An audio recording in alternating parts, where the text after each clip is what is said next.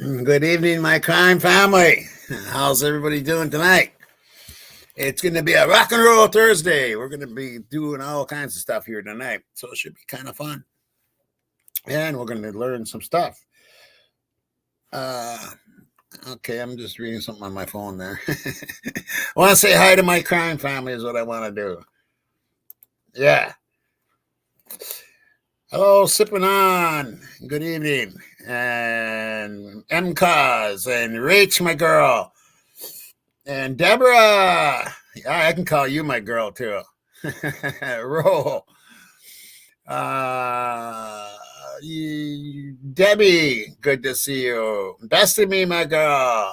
You're in the store, huh? That's called dedication there. Randy, my girl. Rach, my girl. I think I said Rach, right? Jackie, Deborah, my girl. Sooner girl. Nikki. Hot Mess. Rondi. Okay, got a few chatters out there. Anyway, Sweet and Salty. Good to see you all. Yeah, this should be a fun night. The first thing I want to do is introduce one of our guests tonight. I'm hoping more come. There was a mess up. Oh, the shit that happens behind the scenes is pretty crazy sometimes. So here I made the link. I made the show for tonight and the link and everything. Here I set it for 7 a.m. instead of 7 p.m. And Deb calls me saying, "You made a mistake." And I'm like, okay, well, that show already passed. So I couldn't do the link. I mean, I had to start the show all over and redo everything. So, and I did that with 3 minutes to spare. So I had to get a new link up and all that fun stuff. Yeah, the behind the scenes fun stuff. Anyway, I want to introduce our first guest, and you all know her, and she's got a brand new channel out, and that is called Relentless for Answers. And her first one's coming out. I'll let her tell you because I know it's getting close. Anyway, welcome to the show, Karen Lambert. Hey, Karen. Hi. Hey, everyone. How you doing, girl? I'm doing good. Good. Hanging in there. Right. Yeah, you've been busy, little girl, as always. I have. Yeah, you have. Right. Yeah. You've been sending me what you've been all doing, and that's tell everybody about your channel and what it's going to be and what you're going to do with it and all that good stuff. Well, mostly I'm looking at mostly the missing, but I'm doing a lot of sex trafficking and stuff. The case that I'm starting tomorrow night is about a little boy that's been missing for 40 years, and it's tied up in a big sex trafficking ring. It's actually two. There's two. You probably heard the Franklin scandal, the Delta Project. It also goes back to Boys Town, which was years ago for the foster children. It ties in a couple of serial killers. So it's going to be interesting. And I have everything to back it up. Right. Yeah, you gotta watch this, people. That's tomorrow night. Yeah. But it's a week long. Yeah, you mean you got? Yeah, I see what you mean. Yeah, like it's going to be a series. Yes. She's going to be on for a week straight. No, it's so much stuff that it's going to take me a week to cover all of it so that you can see the ties, because it even links it to the White House. Right. So you guys make sure you watch this because she's got a lot of receipts to the stuff, and it should be quite interesting. I've been working on it for a month. Right. And I know the cases you've been working on, and they are quite intriguing. They are very, Yes. So don't miss that tomorrow night. And I'll share that link right now. Actually, I'm going to share your intro if you don't mind. That's what I want to do. The new intro? Well, the one you have on the page. I just finished it. Okay. I just finished it. Oh, did you? Oh, so yes. There's on there? Yeah, there's more on it. All right. Okay, this is the page, people. Relentless for Answers.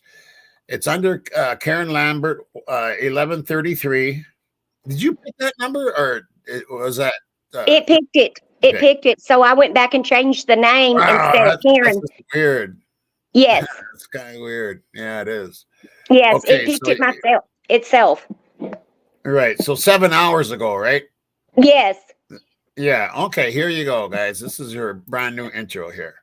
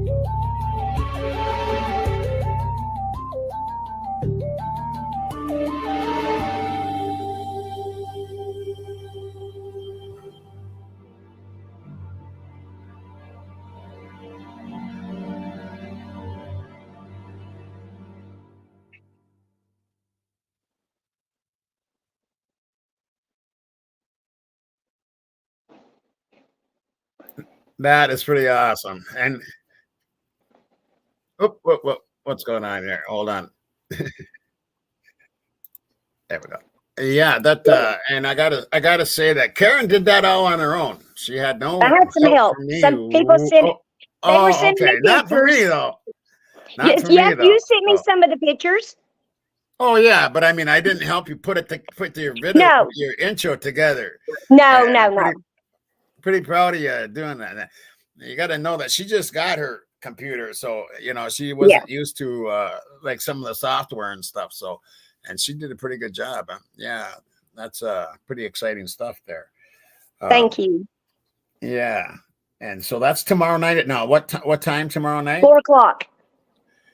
Oh, so it's tomorrow afternoon at 4 o'clock At Central 4 o'clock. or Eastern time, is it? No, Or what is Central it? time. Central. Oh, it is. Oh, are we in the same? Yes. Hmm. Oh, okay. All right. Okay. All right. Yeah, it is exciting, right? Yeah, it is. Yeah. True crime. I love it. Right? Yeah, I know you do. Yeah, lots of support out there, girl. So and make sure Thank that you you. sub her up. Make sure you sub her up so that that's going to be a really interesting channel. And I know you're gonna be digging into the cases that some people don't dare to dig into. Yes. This All right. case is one, and I think it's gonna. There's been a lot of Nick Bryant. He was one that put out a bunch of the stuff, and he was kind of blackballed there for a while because of the stuff that he found. And I'm using a Right. lot of his stuff. So Right. And don't give out too much now. You want them to come. yes. Oh Yeah. no, Okay. Well, let's. it took What's me a that? month to dig all of this. So Oh, I'm sure. Yeah. Yeah. I know how you are, girl. I know you pretty well. But I do want to do an update here on Audrey. And Yes. because this case is really affecting me. And after you see this, it's going to affect you even more. This, I mean, if this is all true here, I'm not sure. I have her autopsy. You're right. Yeah, so do I. And that's what we're going to be going over. Okay.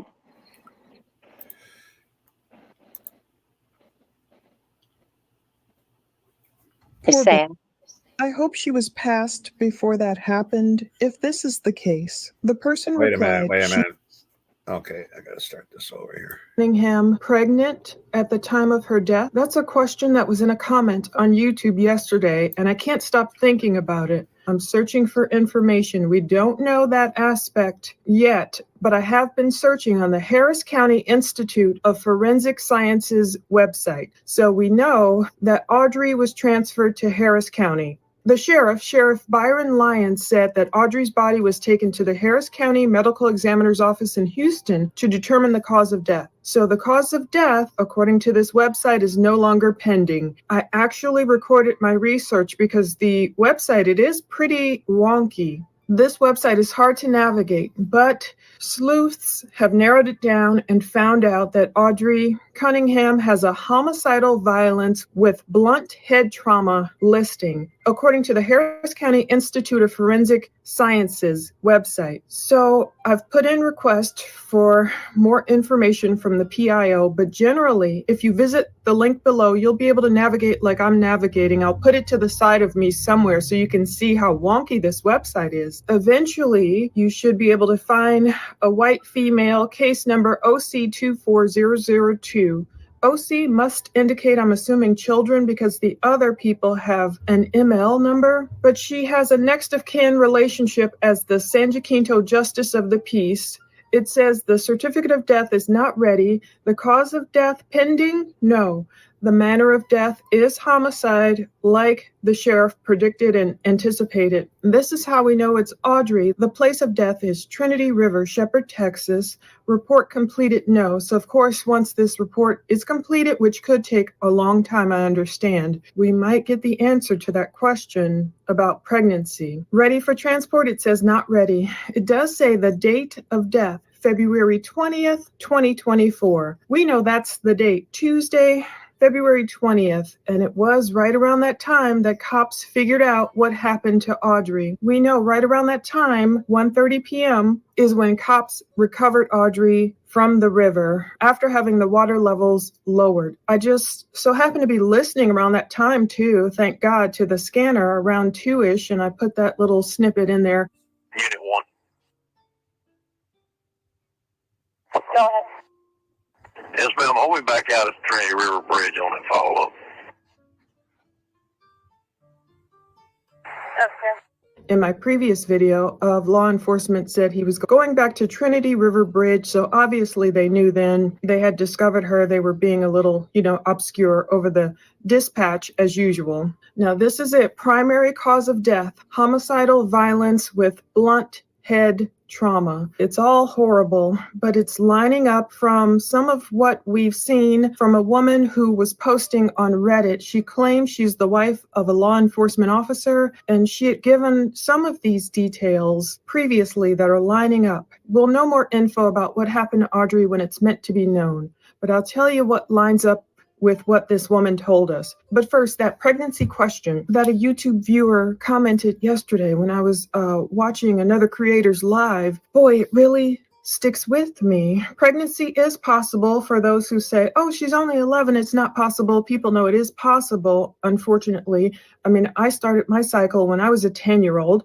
so I was like advanced for my age. I'm wondering, is that what set Stephen McDougal off? We're assuming he did some stuff to her, and that's not necessarily a broad leap. Unfortunately, the autopsy might tell us that too. The many ways he might have been inappropriate with little Audrey. So I keep wondering, what was the trigger? What set him off? The pervert likely would have kept her around forever, but was she in such a state where his crimes would have become evident after a while? If a young girl shows up pregnant, people are going to start asking questions like, how did this happen? what happened? I'm wondering, is that what triggered him? Was Audrey trying to tell people? You know, we've got more rumors on Facebook where Audrey allegedly made outcries. Allegedly, and this just made me so sad, she may have written letters to people about what she was going through, trying to reach out for help. Reportedly, people are saying there may have been Child Protective Service reports or visits, but nothing was apparently done to save her from this madman until she went to heaven. Thank God she's away from him now. So I'm wondering, okay, what triggered him that day to get rid of his little toy, as it were, in his sick mind? Did he know she was going to tell someone? Was she pregnant? Maybe she wasn't. What was the impetus for him?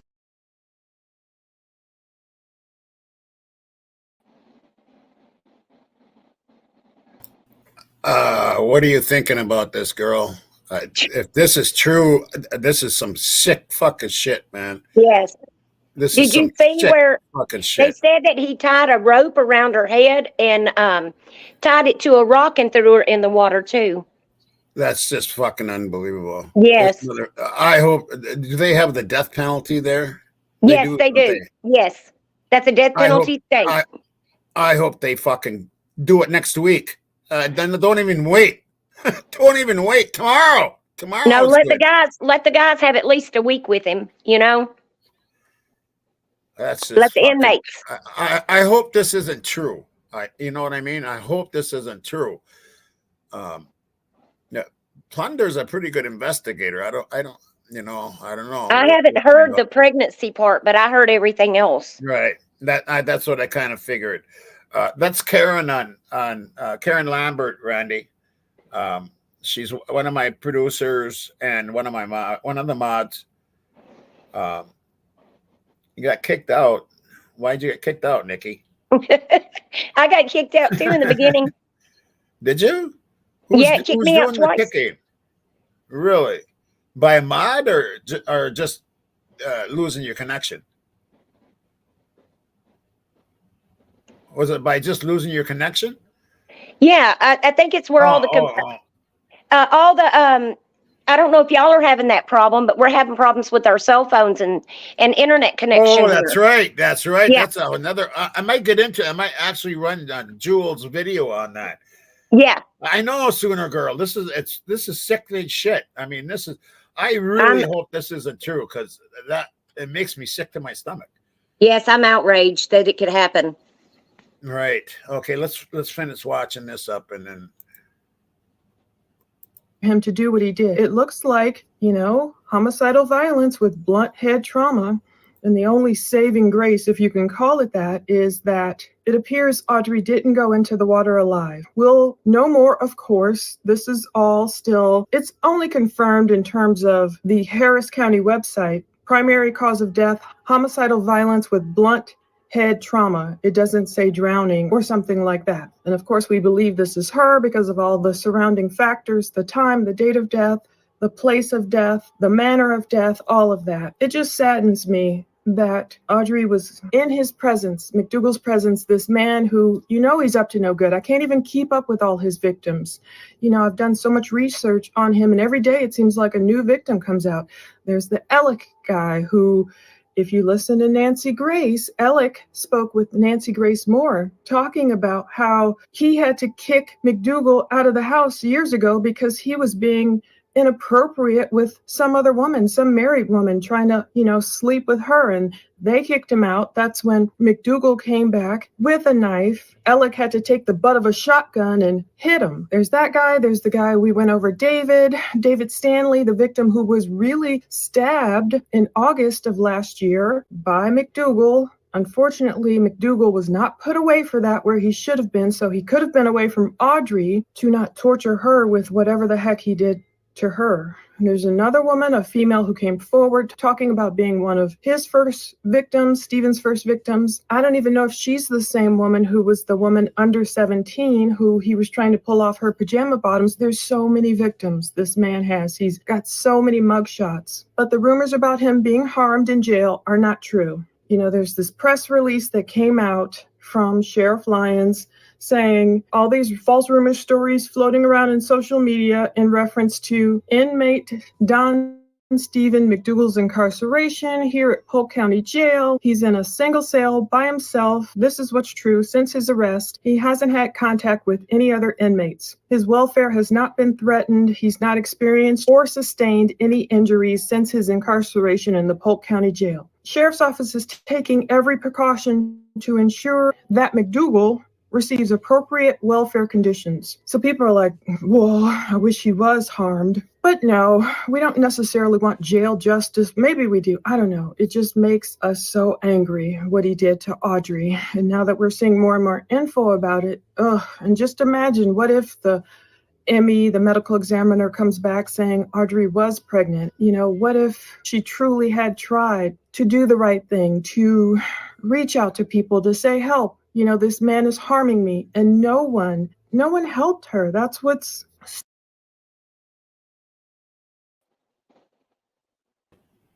I really hope this isn't true about her trying to reach out and for help and writing letters to people saying what was going on too. I read about that. You know what I mean? Mm-hmm. If she was reaching out and trying to, I mean, something needs a, who the hell was in charge of that social service or whoever it was that she was sending these letters to? I mean, oh, man. You haven't even talked about her father. He took her to the bus stop that morning, that guy. Why was her father allowing this? Yeah, why was her father allowing it? That's what I said yesterday. What the fuck kind of father would do that? Yeah. Yeah. That he ought to be charged too for putting her in danger. Right. Right. And you know, it could be true why he killed her, that maybe she was pregnant, you know, and he thought he would get rid of it. You know, that could be fucking true. I hope not. I hope to God it isn't, but yeah, me neither, girl. All right, let's finish it up here. So, what did turn out to be true with these Reddit screenshots? You know, some people may have seen them. Some people may have, you know, poo-pooed this woman, OK Tennis 66607. But days ago, before they even found Audrey, what she was saying was true. She had written, she is dead. It's not in the media yet, but I'm local. They have specific details and are looking for her body right now. So people are like, what details? And they're saying, yes, they found evidence in his vehicle and he told them where and the specifics of how they would find her. And that turns out to be true because, as we learned, you know, investigators were able to match the rope with what Audrey was allegedly tied with the rock, with rope that was in McDougal's truck. So this person was saying, I wish they had just announced that he confessed. I don't know why they can't say that in the presser. This person wrote, I don't either. My partner is on the ground there now, so I can't call, but I'm planning to ask why they wouldn't release some of the info. I was wondering if it's because a couple of jurisdictions are working on it. Part of me hopes it's because they can pin her dad with something for allowing, she called him an SO. Technically he wasn't. He should have been on some registry, allowing an SO roommate to take her to meet the bus. So this person was going to ask about FBI limits and stuff and report back. But this is what this person wrote before anyone knew, any of us knew, that Audrey was weighted down. They said, I do. He weighted her, so that might actually help. But that's my uneducated opinion. Houston police have professional divers who find a lot of stuff that's been tossed. I'm sure they will keep on it until they have a body, especially since it's a kid, of course, would give anyone the search they deserve, but things likely hit harder when it's a child. True. And it actually did help that he weighted her, because that means her body stayed in one place, cold in the river, which would help prevent decomp, the water being that cold. I don't know what she was inside of, but that means the flow did not take her far, far away where they couldn't find her. So this person knew about Audrey being weighted before we did. And they're talking about the photos on Facebook where he was selling stuff, and this person was going to go back and delete stuff they said, but they're saying, well, screenshots last forever. This person didn't know much about the social media talk. And here's that outcry. Allegedly, Audrey wrote letters to her teachers asking for help. 3 CPS cases were opened, closed. They're saying CPS failed her. This town is near me. And her funeral, by the way, has been paid in full. So this person wrote the one who was telling about the details before it was in the media. They're saying, thanks for understanding. They're saying, yes, they found evidence in his vehicle. He told them where. This person had written, he confessed this morning. I don't know the exact date they wrote this. I haven't been watching. I'm local. I have a child the same age. And a couple of details I heard made me so sick. I just can't. I'm glad they finally got him out there to show where he, and that kind of cuts off. It's kind of hard to know the order of these. They talk about social media journalists, bloggers, and YouTubers can really get in the way a lot of times. I think that's why they've been vague in what they're feeding out as an official update, even though the rest is all out there now. Well, no, it's still not out there. And I think I know why. We might have been perhaps lied to in the press conference about whether McDougal confessed or not. I have my own opinions, but let's get through the screenshots, make sure I got all of them. Partners on the ground. I wish a little part of me could feel that her family deserves the respect you're showing them. And this person who was spilling the beans said, thank you, but it's really not for her family. It's fully out of respect for the person who gave me the information. Allegedly, somewhere in here, I believe she's married to Law. There it is. She wrote, I said specifically why I wouldn't give the details because they haven't been released to media, and I'm not sure if family has the specifics yet. My partner is in law enforcement and was venting to me earlier about how terrible this is. They don't need any more helping out. So I don't know if she meant the searchers or what. Oh no, poor baby. I hope she was passed before that happened. If this is the case, the person replied, she did. So this lines up with the Harris County Institute of Forensic Sciences saying Audrey's primary cause of death was homicidal violence with blunt head trauma, not drowning. So several things that this person married to law enforcement in the area claimed are panning out.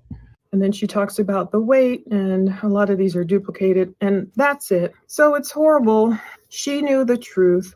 Her law enforcement partner, I don't blame him. It's a lot. Can't imagine what they had to see out there. So her partner came home venting to her. My opinion is we were lied to in the presser. This is why I think we were lied to. I kind of don't blame them, but I hope it doesn't mess anything up. God bless law enforcement. They probably got McDougal in there, hemming and hawing. Who knows what he was saying? He wasn't signing that paperwork. We looked at probable cause, and I'll link to it all and everything below. But he was probably in there, farting around with them. And they probably said, look, we will take the death penalty for you off the table if you show us where Audrey is now. And I bet you that's when they took him out there. When we saw Saturday, Miguel's video saying, whatever Miguel said. McDougal was pointing to something in the water. That's why there's all this controversy about McDougal giving them the idea to lower the water. He probably did tell them some of what he did, if not a full confession, and told them where to find her. And they don't want to take the death penalty off the table, so they probably are like, look, no, he didn't confess. We didn't offer him any deal. I hardly blame him. I just so angry at what he likely did to Audrey, and what more will we find out? I don't know. It might take a while, but that's what we have confirmed for now. Jeremiah 23:24. Can anyone hide himself in secret places so that I cannot see him, says the Lord? Do I not fill heaven and earth, says the Lord? That's the only saving grace, that she is with the Lord. When I think about where Audrey is now, I just think about her. Okay, no matter how many outcries she may have made, if that's true or not, heaven help her, she's with God now. She's with Jesus now. She's with a man who will never harm her. She is with the Lord, where she only knows peace and happiness beyond anything she ever experienced in these 11 short years on earth. She might have felt just, so scared, and she might have felt like people didn't want her and her family situation. To be left with this Yahoo as your babysitter. I don't know.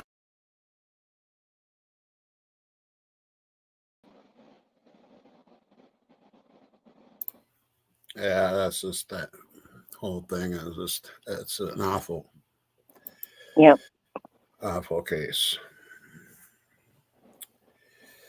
Yeah, is people having problems getting in, Randy, out there? Are they having problems with the link or something, or or is that you?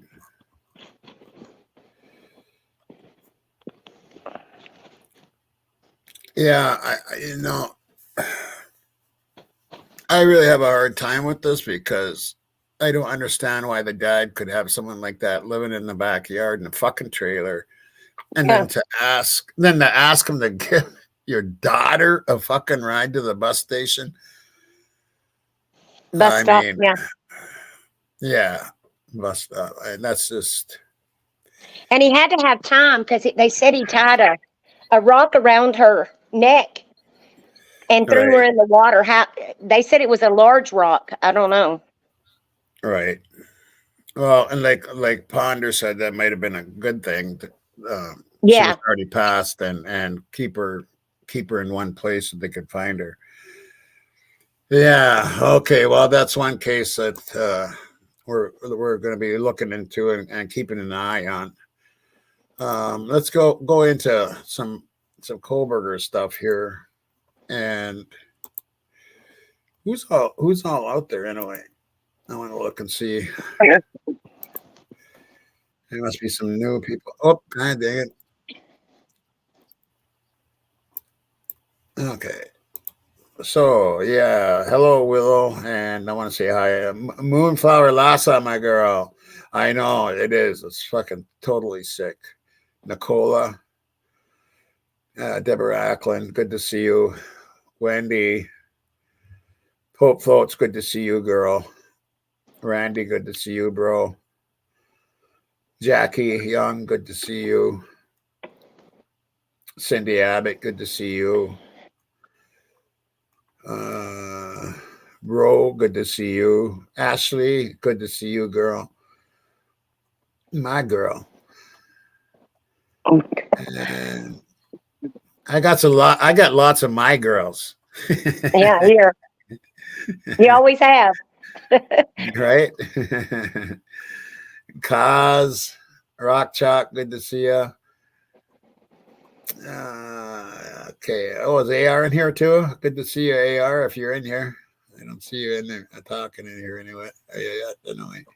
Anyway, good to see everybody. And we're just going to keep moving along here, I guess. I'll leave a link if anybody wants to come up. I'm going to run this one. I do believe. What is this one? This is from Idaho 4 Revealed, I do believe. And this is also a good channel.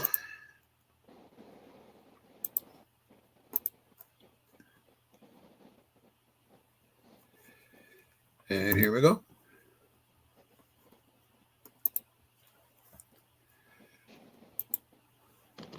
Friday's deadline for state prosecutors to turn over all investigative genetic genealogy, or IgG, material related to the case against Bryan Kohberger.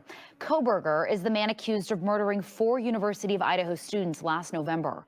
The judge wants to review the IgG material to determine what needs to be turned over to Kohberger's defense. His team is worried about how police built a family tree and linked Kohberger to the DNA on the knife sheath officers found at the house on King Road near the University of Idaho campus. They say they need the information to get their defense ready for trial. But prosecutors say they didn't use the genetic family tree to get any warrants, and they won't be using it as evidence at the trial. A deadline is now set for prosecutors to turn over evidence against the man who is accused of killing 4 University of Idaho students last year. KREM 2 Shannon Mowdy explains the decision that came down in a Latah County court this morning. Shannon? This all revolves around a huge piece of the case, investigative genetic genealogy, which the state says was used to develop the first leads that pointed to suspect Bryan Kohberger.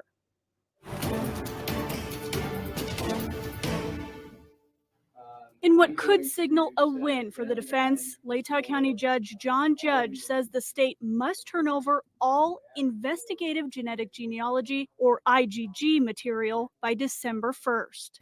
I'm asking to look at all this because I can't make informed decisions if I don't. The judge wants to review it all privately to determine what to turn over to Bryan Kohberger's defense team. In an October 25th order, he ruled they showed at least some of that material is essential to building a case. Citing filings from prosecutors, the judge says the FBI used a DNA profile found on a knife sheath at the scene, uploaded it to public genetic databases, and used social media, birth and death certificates, and other public info to build a family tree, which later led to Kohberger. The defense has asked for all the info on how investigators did this testing. But I think that there's missing information from the Othram profile that we have.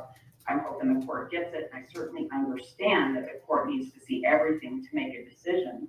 My hope is that everything includes communication so that you can follow the path of what happened. The state has argued the FBI didn't directly compare DNA from the sheath to Kohberger's DNA, and the genetic genealogy testing won't come up at trial. Prosecutor Bill Thompson voiced concern the defense has false assumptions. There are items that she thinks ought to be there that do not exist.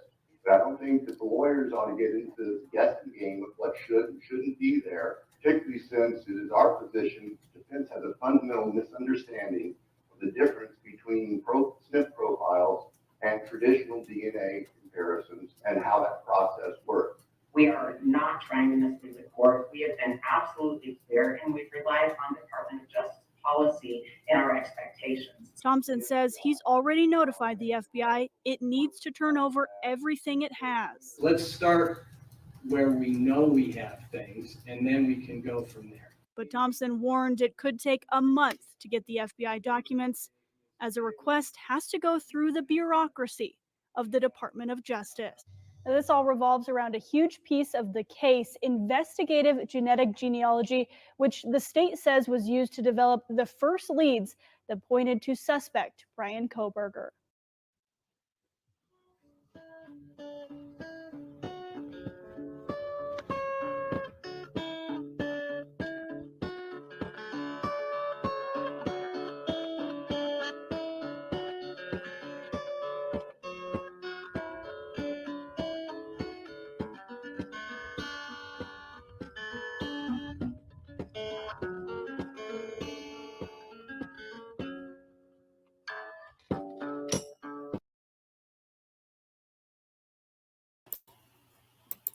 I really think that Bill Thompson's trying to pull a fucking fast one on this shit.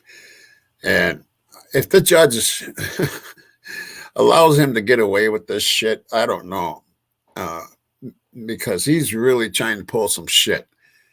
And he's trying to make it seem like, you know, we didn't use this, and you know, it doesn't matter of anything. And he's full of shit. He's fucking full of shit. Happen. Right. He's fucking full of shit. Fucking makes me, and here's another, it makes me sick. It does. It's like, what the fuck, man? I know. This dude, it's crazy.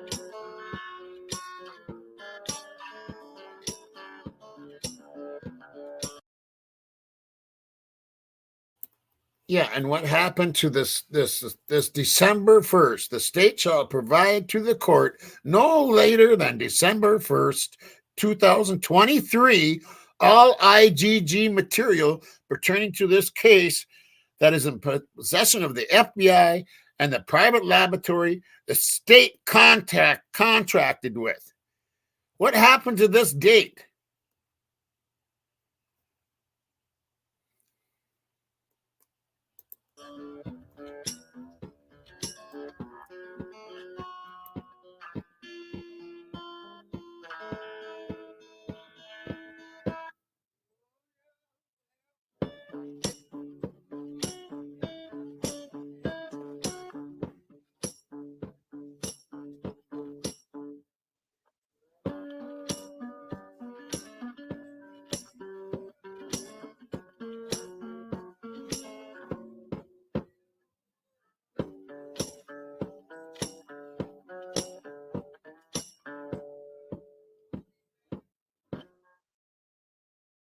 Yes, sir. I'd be happy to. And to start, Mr. Lodson said something that I think needs to be addressed. He makes the allegation the state is trying to kill someone here, and frankly, I find that offensive. What the state is trying to do is to enforce the law that our legislature has put in place. It says, in cases such as this, with facts like this, a jury is entitled to decide not only guilt, but potential felony. We are simply trying to fulfill our responsibilities under the law.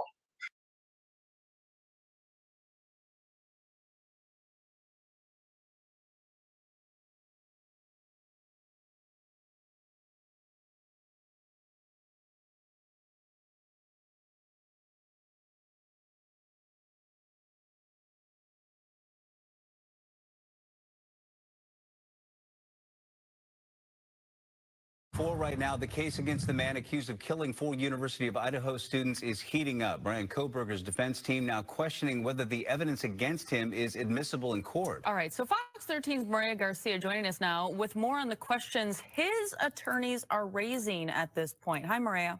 Good morning. Bryan Kohberger was back in court yesterday for a hearing that lasted about 30 minutes, and his attorney asked the court to order prosecutors to turn over more evidence. Kohberger's defense wants phone records and training records for 3 investigators and information on why the FBI expanded the range of model years of the white Hyundai Elantra that they were looking for in connection with this case. Kohberger's car initially fell outside of the range that authorities were publicly trying to track down. His defense team also wants access to records about how investigators handled the DNA in the case. The defense claiming the genetic genealogy methods used by the FBI are inadmissible. Police say their evidence places Kohberger near the crime scene, and cameras show a car similar to his in the neighborhood days before the killings. They say Kohberger used his cell phone at least 12 times in the neighborhood before the stabbings. All of this evidence could mean the death penalty for Kohberger, something a father of one of the victims is pushing for. I'm glad that we're in a situation of strength, and the evidence is there, and we feel that we can, they can go forward with this. Okay, so this is where we stand now. A judge ruled the prosecution must turn over all of their evidence by July 14th. Meanwhile, work crews have started preparing the house where those murders took place for demolition. Crews will spend the next few weeks removing personal items for the family to take with them if they choose to. The victim's landlord originally donated the 6-bedroom rental to the university, which has since decided to demolish the home, and the school says that it does plan to create a memorial on campus to honor the victims. For now, I'll send it back to you, Liz. On each side, mom and dad. The court can imagine that there are a lot of documents that must be collected and examined and reviewed so that we are aware of things that we would need to present to our jury if we ever got to that phase. We have had a lot of trouble collecting documents. Sometimes it's court order to get documents. Sometimes documents are missing. Sometimes they're very old and you have to piece things together. We're working through it, but I want the court to know it takes some time for that as well. There are records yet to be obtained that we need in both sides. There are still experts yet to be hired that we need to find an expert.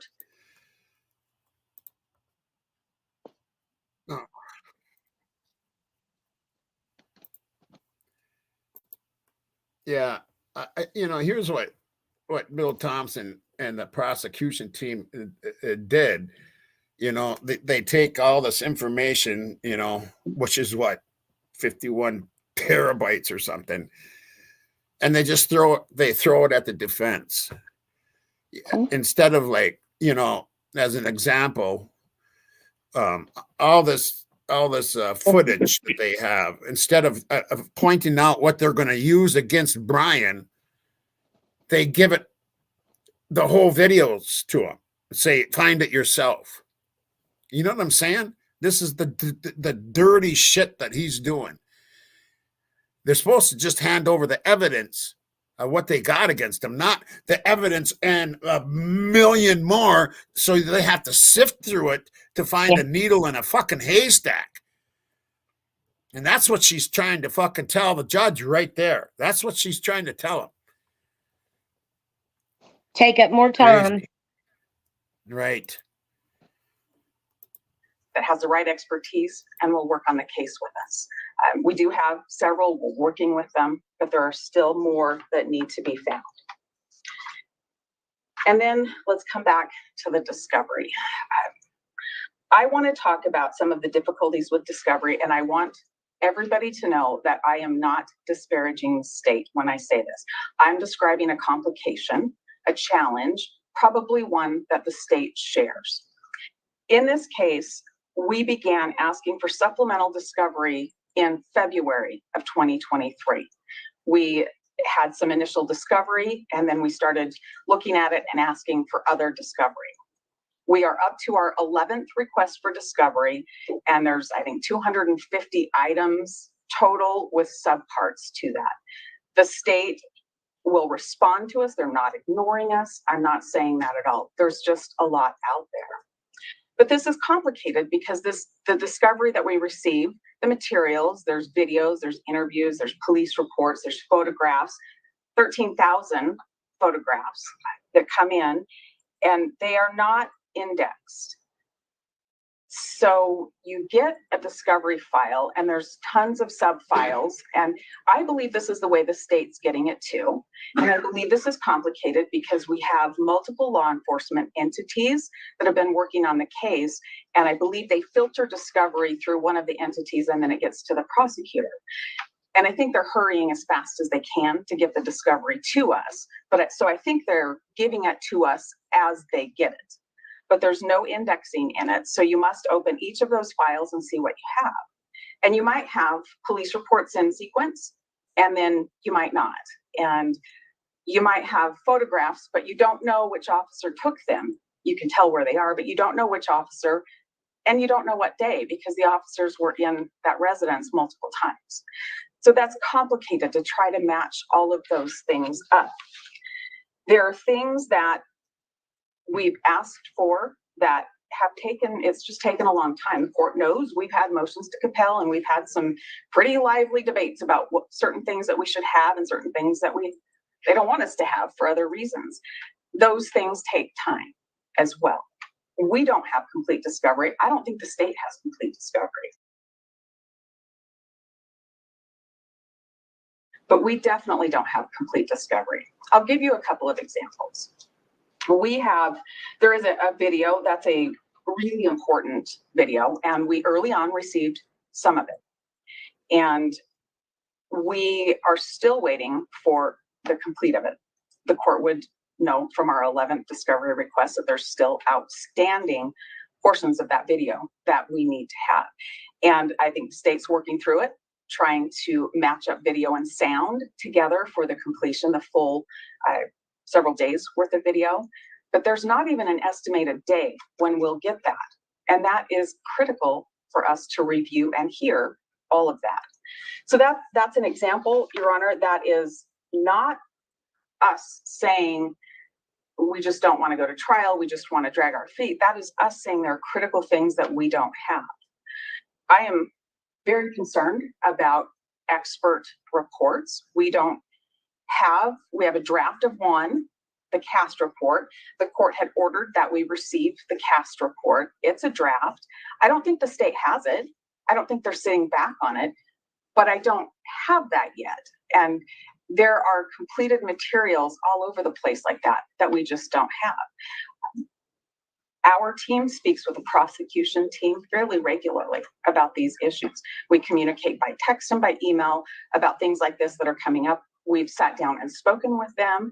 They're very open to talking to us, but this just isn't a closed deal. There has to be a deadline on discovery. There has to be a target date where that ends. And then there has to be time to make sure that we've read every piece of it, watched all the videos, looked at all of the photographs, and know where they came from. A few months from now is not a sufficient amount of time to do that.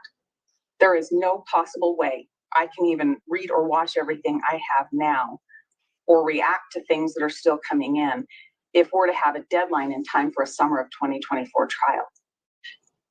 Your Honor, I want to also talk about some of the other deadlines. One of the things in the state's motion for scheduling order had to do with the alibi defense. And as the court remembers, we had made some submissions and we needed more information before we could do anything more complete. We're still in that circumstance. But when the court vacated its scheduling order last fall, that was part of the scheduling order that was vacated. So the state asserts in its scheduling order that our time has expired, and that just can't be because the court didn't carve that out and say, I'm going to vacate everything but this. So we'll need a new date, but I'd ask the court to be really mindful of the other information we need. We need the cast report. We need other information of things that past agents and other specialists with the FBI might have done with cell towers and records. And I don't have all of those yet. I have some. And the state has pointed me to places that they believe I have more that maybe I missed in the discovery, and I'll look at those. But I'm going to need some time to do that. I wanted to let the court know as well, because the court's going to be considering a scheduling deadline for 12B motions. I want us to have a clear picture before we have that deadline. And the clear picture that I'm concerned about is the state's pathway of how Bryan Kohberger comes to their attention and is identified. I've read that PC affidavit over and over and over again, and I'm not sure.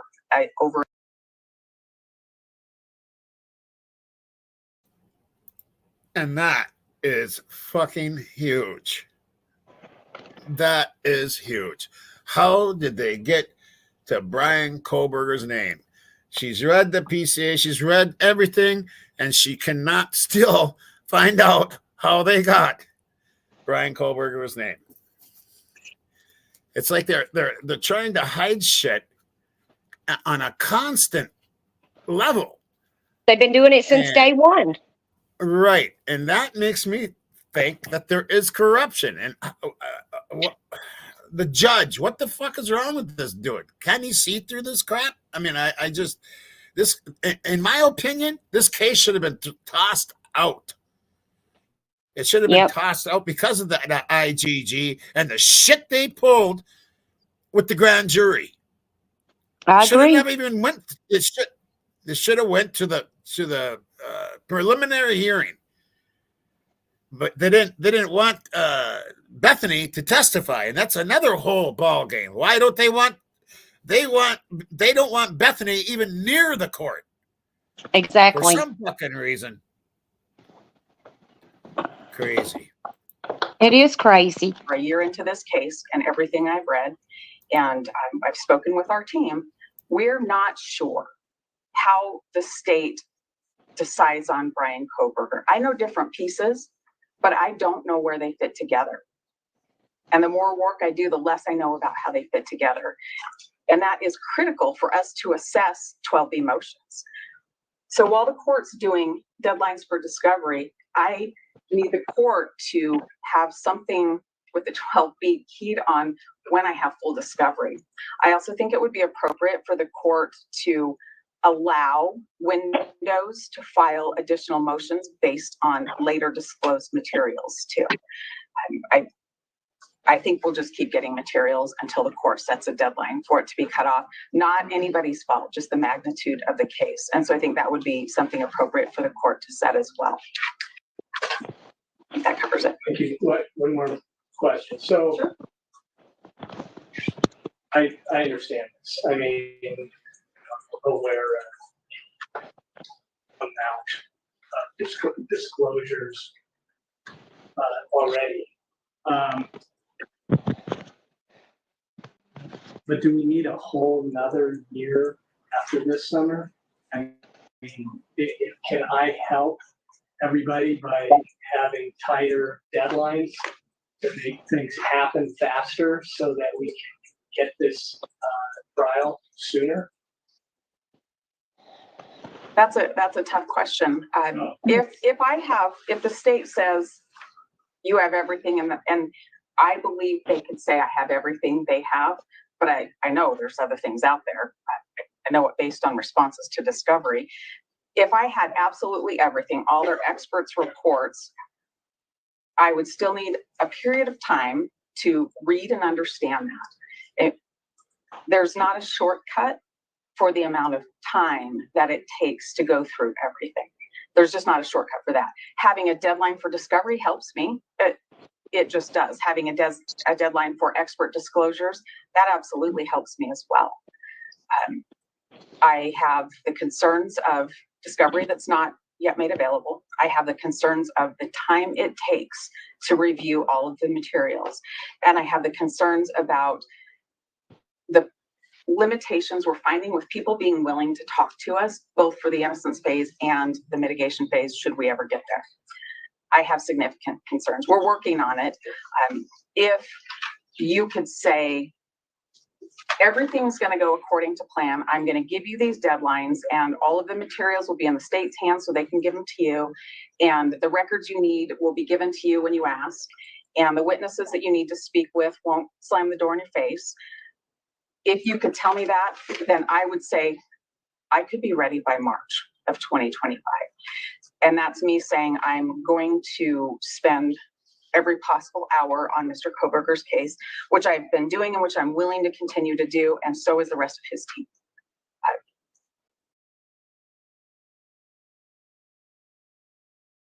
team. So let's go to Mr. Thompson and see what you have to say about all this. Just getting things ready for trial. Ms. Taylor is not understating the amount of work that's involved in this case, Judge. I think that's fair to say, and there's more information that continues to be developed. You know, it's kind of like you ask one question, you get an answer, and that leads you to another question. I know that Ms. Taylor and her co-counsel and investigators are encountering that. We are trying to provide things as quickly as we can, and she's right. There are delays with the multiple agencies getting everything together. The tips, for example, were part of a nationwide tip line that needed to be completely shut down before we could get all the tips that were in it. And so that's why it took so long with these 9,000. I didn't count them, but there are thousands and thousands of tips, most of which are out there. But you're right, most of all of which need to be looked at.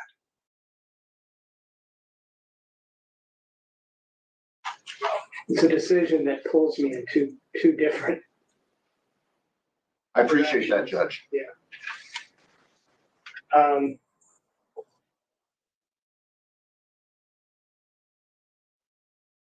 I don't want to set it right now. I mean, I'd like to get a little closer with discovery and see if we can have that more quickly. I'd like to speed it up if it's possible. I'd really like to do this sooner than later. I mean, maybe March 2025, which Taylor, that would be a reach.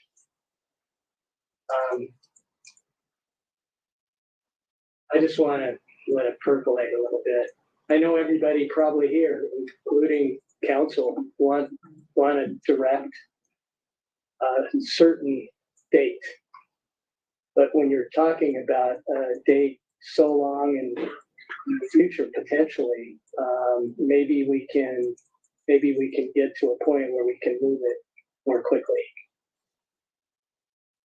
I'm not going to just let it hang for too long, but it's really hard for me right now to set something in 2025, even though that might be just the reality. And I know that there's lots of other issues to be addressed. I know there are going to be a lot of motions. Going to be a lot of motions about the death penalty as well. So it's realizing to think that we have to have a case so far in the future. But if that's what is the right thing for everything to do it correctly, maybe we only have to do it one time, because we don't want to do this twice. We don't want to do this 3 times. Because no matter what happens, okay, if he's convicted, it's going to be appeal, and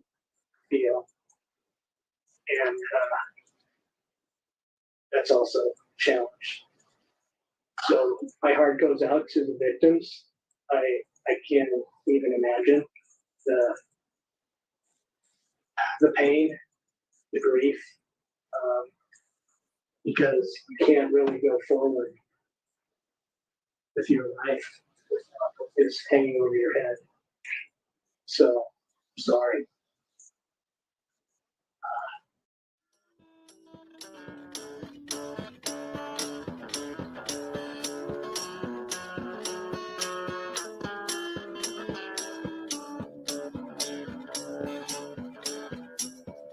Yeah, there's no deadline for this case.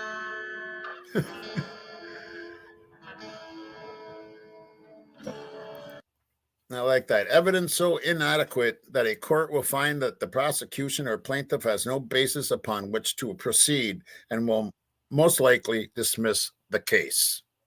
I like that. Okay, did I hear a beep? Someone come in? Oh. Okay, there you are. It kicked me out. Okay, and that's something else I want to get into here, and I hate that I have to do this, but there's certain creators out there right now that are being attacked, and being attacked in a very bad way. About what? They're being attacked by emails, being threatening emails, viruses sent. They're losing their computers, and it's going on right now. And there's a group of people associated with a couple certain channels that are out to take down a lot of us, including me. And, oh, wow. And there's some that are trying to take over channels. It's all the same group. So any creators out there, you need to listen to this because it could affect you. Be careful of any emails that you open that has TikTok on it. And I can't remember what it says after that, but it's a virus and it will wipe your fucking hard drive clean. So just be very leery. And like I said, there's a group of people fucking around with us creators, and they've really hurt a couple, and one is struggling right now, and struggling with her fucking phone. Wow. What is happening with her phone? So just be really leery out there, people. And if you can find out any information on this, please email me at onceuponacrime @gmail.com. I mean, we have investigators. I have a couple investigators on it now, but we need to find out where it's actually coming from. And we're getting close. One threatening letter was tracked to one person, but we don't believe that person's involved in the attacks, the actual attacks that's going on. Yeah, I know. And there's a cyber attack today too, but I think there's a couple of different things going on here. So, but anyway, I wanted to get that out there for the other creators. As far as this case goes, the 28th, this is a huge one coming up. Yeah. Yeah. This is going to say a lot. I'm wondering what's that? What's that? Huh? Are you talking to me? Yeah, I'm talking to you. Yeah. You're the only one here. The dog and the cats all decide they want to join me. Oh, I see. Right. I'm like, go, just get away. Mine just kind of kicks back a lot of times when I'm not doing these. They know I'm doing something. They got to be right here. Right. I love could to. just- Go ahead. I was going to say he wants to say hi. Say hi, everybody. Right. He's a little yeah, rescue. Right. He's a little rescue dog. Right. We got a house full of rescues. We just got a new one. Right. I don't know where he's at. I did leave a. Oh yeah, that was I did roll. Yeah, I did watch that Jip's last one. Yeah. I'm glad he's back into the case. That's what I got to say about that one. Hey, Robert, I did leave if you want to jump up, Robert, you can jump up there. I left the link out there.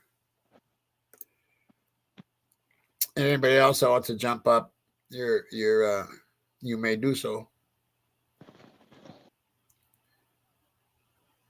People I know, anyway. I'm just kind of looking to see what's all going on. You probably will have to, huh? You got kicked again, huh? Yeah, yeah. It's this internet stuff that's going on here. That could be, yeah. Yep.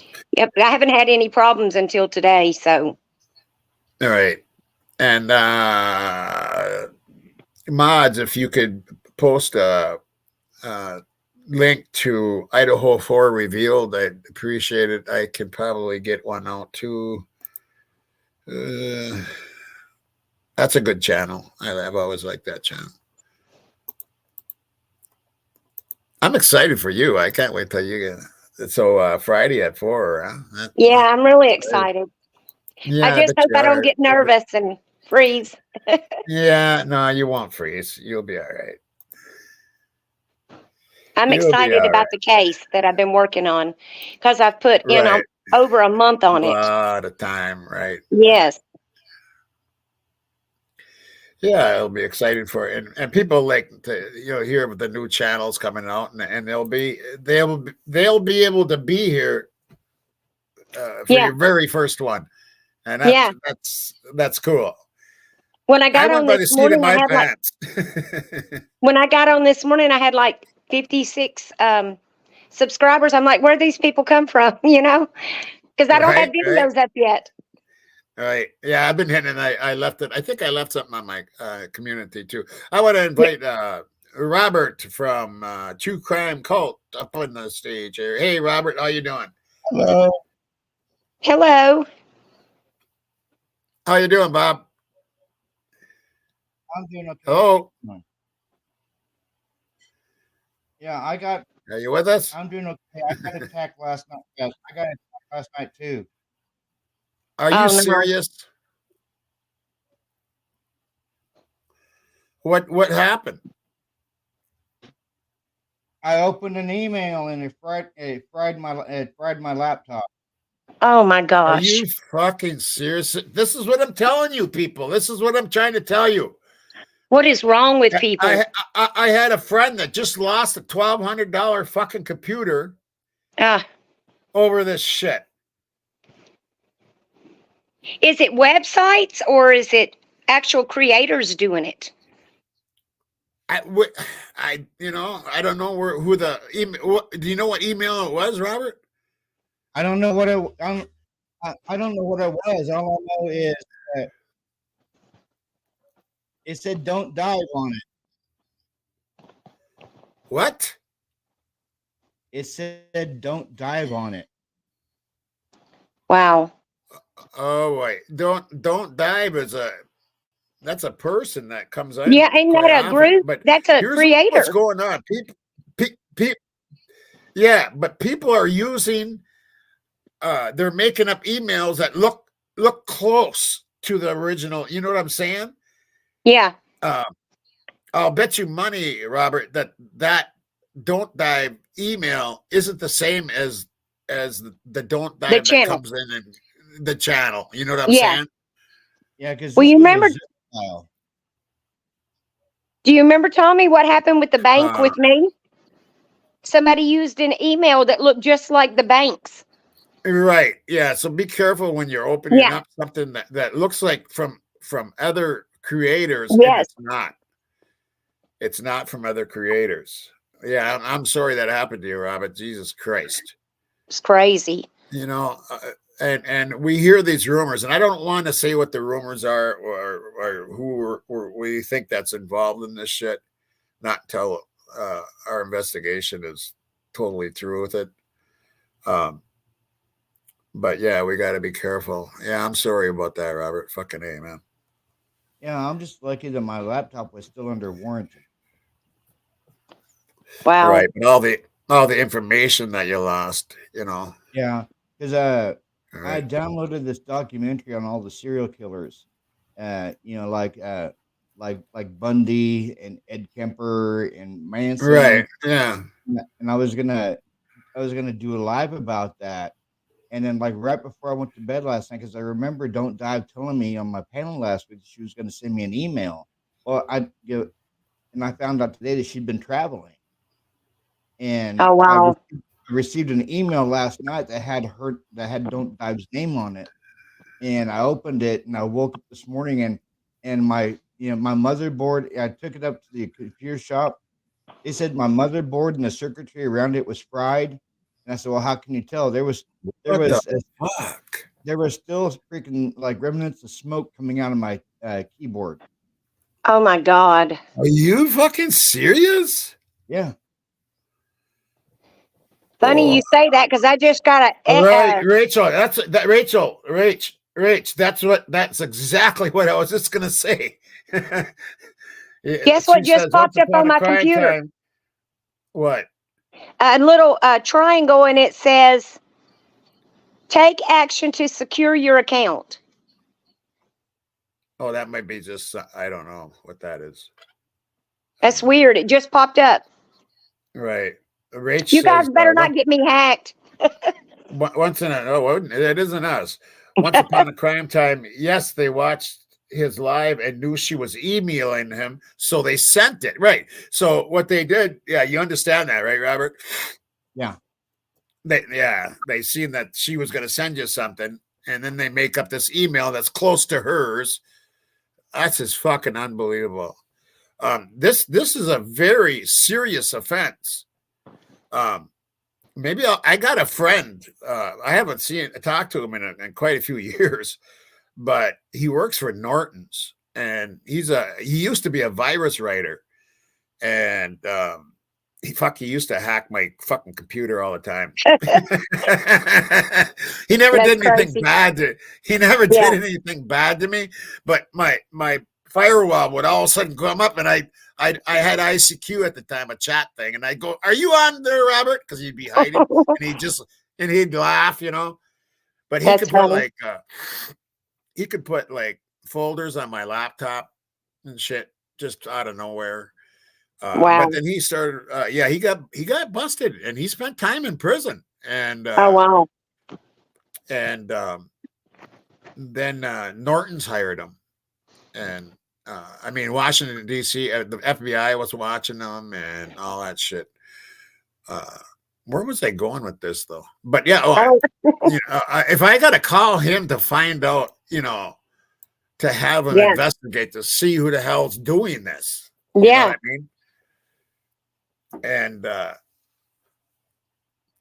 because they'll spend time in prison. I'm letting you know right now. If you're out there in the audience and you think you're going to get away with sending these fucking viruses and shit, you're wrong. You're going to end up in prison, motherfucker.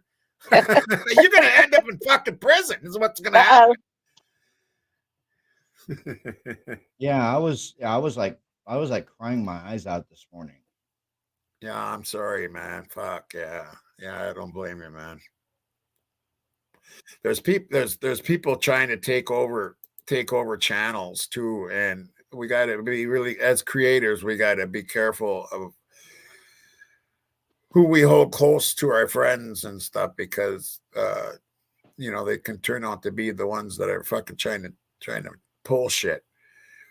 Maybe they'll leave mine alone since it's new. Right. Yeah, mine's pretty new too. So right. Yeah, but you have a lot of subs. Huh? You have a lot of subs, though. Yeah. Well, you're gonna pass me up in a couple of weeks, probably. I doubt that. Yeah. But yeah, that's a sad fucking thing. I can tell you're down, Robert. You're not talking much at all, man. Yeah. Robert, do you do true crime? Yeah. Yeah. You do missing and things like that, sex trafficking? Well, I'm starting. Yeah, I've been covering like mainly Idaho 4, and I figured I'd take a break from the Idaho 4 and like, like we're having a big live come up. I'm on live, baby. That's my daughter in the background. Sorry. Okay. Yeah, we're doing like a big live on. We're doing like a big live on Monday, and okay, okay, yeah, cool. And so from now until Monday, I'm just like going to focus on like Ed Kemper and Ted Bundy and stuff like that. You need to check out mine this week because it's really interesting. It's going to have some of the, Robert. It's got some links to. It's they'll post it in the link, but it's Relentless for Answers. Okay. And I'm doing one on. It's got it was the Johnny Gosch case, but I got ties to a couple of the serial killers and a couple of the scandals that were going on, like the Franklin scandal and things like that. So it's going to be interesting what you find out. Okay. Took me a month to get all this together. But yeah, like I had downloaded it was Ed Kemper's interview in prison in 1991, and I downloaded that this evening. But the one I downloaded yesterday was about the Zodiac and about Ted Bundy and Charles Manson and the Green River Killer, and that's all gone. All my unrecorded videos are gone. Wow. That's sucky, man. All that work I know how it feels. Yeah, they think they're going to get by with this. They're not. I mean, if I have to, I'll bust him myself, man. I'll hire the fucking investigator. I'll hire the cyber investigator to find out who's doing this shit, because this person needs to go sit some fucking time. Yeah. People don't realize the work. This is already over 1,000. This is already a felony. Yeah. And just breaking it. Tommy, I had like 5 unreleased videos that I was going to post over the next 3 days, and it's all gone. Oh man. Okay. Well, just run some lives, and tell you can redo your videos and stuff. Did you get a new laptop yet? Yes. All right. I took my laptop. My laptop was still under warranty with the pawn shop I got it from. I explained to them what happened, and they said, "Well, it wasn't your fault. We're going to go ahead and replace your laptop." And the laptop they gave me was actually a little bit better than my last laptop. This one is a 1080p laptop. All right, that's good. Yeah. Yeah, I was in my mod meeting this morning. I was like legit down and almost crying. And I'm sure. I'm sorry that happened to you. Yeah, me too. Yeah, and when something like this happens, then you start looking at everybody. You know what I'm saying? Yeah. Because you just don't know who's doing this, but from the investigations that we got going on, there is somebody that's trying to take over channels in certain ways. I don't want to get into too much on here because then they'll know where we're at in the investigation. Yeah. But just be leery of people. And there's different ways. There's different ways. And I want you to think about this. There's different ways that people try to take over your channel. And there's different ways to do that. How's that? Think. Well, there's just different ways to do that. You can tell me later. Yep. Yeah. It's All right, insane. we got, I can do a private chat here in a little bit after I get That's this fine. video going here. Yeah. And then you'll know too, Robert. Okay, so let's go to what's the next one?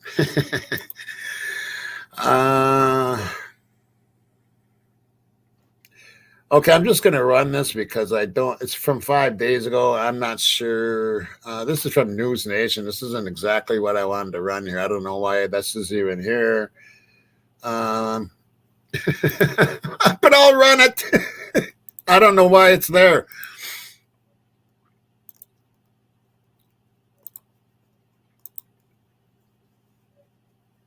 There is also this from outside the realm of the hearings and the motions. It involves Bryan Kohberger. I don't believe it. Well before November 13th, 2022, before that quadruple murder happened, and specifically his interactions with the I don't woman want to who listen to her. I'm going to believes find something different. that Kohberger was spying on her electronically in her own home.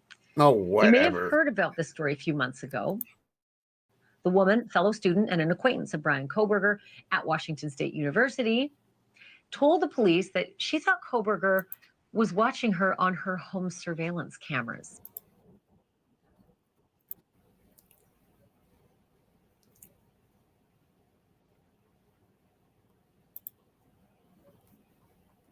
Okay, I'm going to find something else besides that. I can't stand Ashley. That makes two of us. Right. Okay, well, Nika's got a new one, but gee, she only posted it an hour ago, and I hate running, when they're that new. I did want to do this though. Well, yeah, this will be a good one. We can run this one. Okay, so this is Jules, and we'll watch this real quick.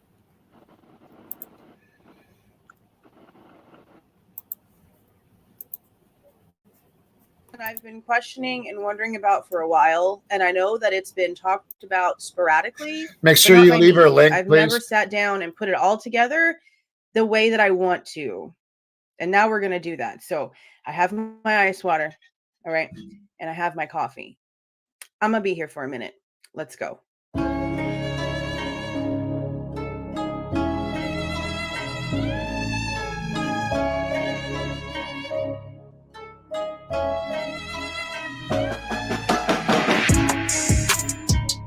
Hey guys, this is Jules with True Crime Reactions. Big disclaimer. Everything stated in this video is my opinion and my opinion only. And just like everything else in these cases we discuss here on this channel, everything is alleged. Okay. I'm trying to figure out exactly how to do this. And I'm not going to stop the video and go back and re-record a bunch of times because I'm not figuring out the way that I want to say it. I'm just going to come out and just tell you guys, I don't know exactly how to do this. I don't. I have been thinking about this pool party situation for a really, really long time because it's come from several different angles. There's been certain things that Reverend Donna has talked about. There's been things that people that know Bryan Kohberger have talked about when it comes to a pool party. It's really difficult for me. Even with the things that I think about Bryan Kohberger in the back of my head, just given the evidence and the way that this case is being handled, it is still really, really difficult for me to see Bryan as being the guy. It just is. I'm not saying that it's not impossible. I want more than anything for them to have the right man in handcuffs. Okay, I do. I don't wish for there to be some other scary freakazoid out there that's capable of doing these things that doesn't have any sort of eyes on them whatsoever. I want them to have the right man. I really do. And that's why we're going to do this video. Now, the pool party situation, as I mentioned, it's been talked about sporadically. It's been brought up before. It was a big topic of conversation in the very beginning of Bryan Kohberger's arrest because of what his neighbor said. After the pair were first introduced last summer, Martinez invited Kohberger to a pool party, and they saw each other occasionally after that. Martinez and his wife were also interviewed by the FBI. He was invited to a pool party. was super ecstatic and excited about the invitation. And he went, and he even thanked him afterwards. Now we have this interview that came out. This is one from somebody who was also at the pool party that Brian like talked to in passing. You're going to see the way that this man describes his interaction with Brian the next time he saw Brian, because it is a bit odd. He did seem pretty kind of just socially awkward and kind of hard to carry a conversation with, if I remember correctly. But besides that, he mainly just stood to the side and was really observant, and so much so that based on that one small interaction, he, knew exactly who I was maybe a month or so later when I saw him on that hike. It was really weird how he approached me and the people that I was with, because he acted kind of like we were best friends, or it was like a reunion or something, and he was really excited to see us, and I had no idea really who he was right at that second. I did speak to the FBI at one point. I do believe that they spoke to a lot of people that were at that party. It may be because that was one of his very first times, if not his first time in Moscow. He barely even recognized him. He barely even recognized that he had met this guy before. And Brian came up to him, called him by his name, acted as if they were buddy-buddy. He was all ecstatic and happy to see him like a puppy dog whenever his owner gets home. That's a bit strange. It is. For a grown-ass man, that type of behavior is a bit odd. Now, I do think that maybe, just maybe, Kohberger has a touch of autism. Okay. When I was really big in karaoke, I had a karaoke buddy that I'd sing duets and stuff with, and he was in Afghanistan. Like, he fought in Afghanistan, and he had Asperger's, and it was noticeable. There were certain things where you could just tell that he was definitely on the spectrum. Okay. But he was intelligent, he was smart, and he defended our country. All right. So just because somebody has Asperger's doesn't make them incapable, but it also means that their thought processes are different, and the way that they behave is a bit different.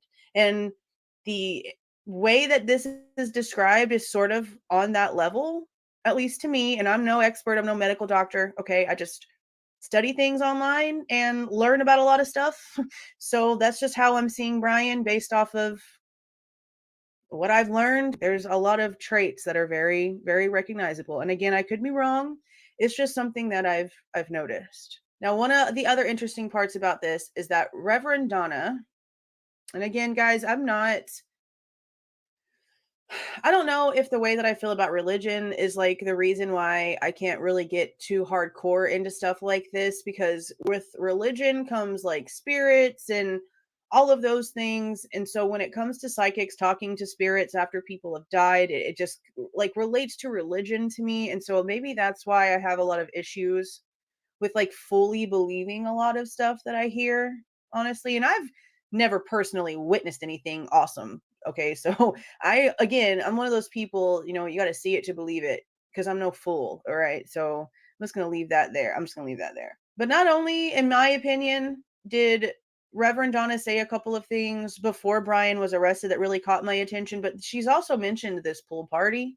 Before I play you what I found when it came to Donna's reading on the pool party situation, I'm going to play you what she recorded like a month and a half before Brian Kohberger was arrested. And I'm going to break it up in segments. Again, this is an edited version. I took what I needed to make the point, and the link will be in the description box if you have not already heard this.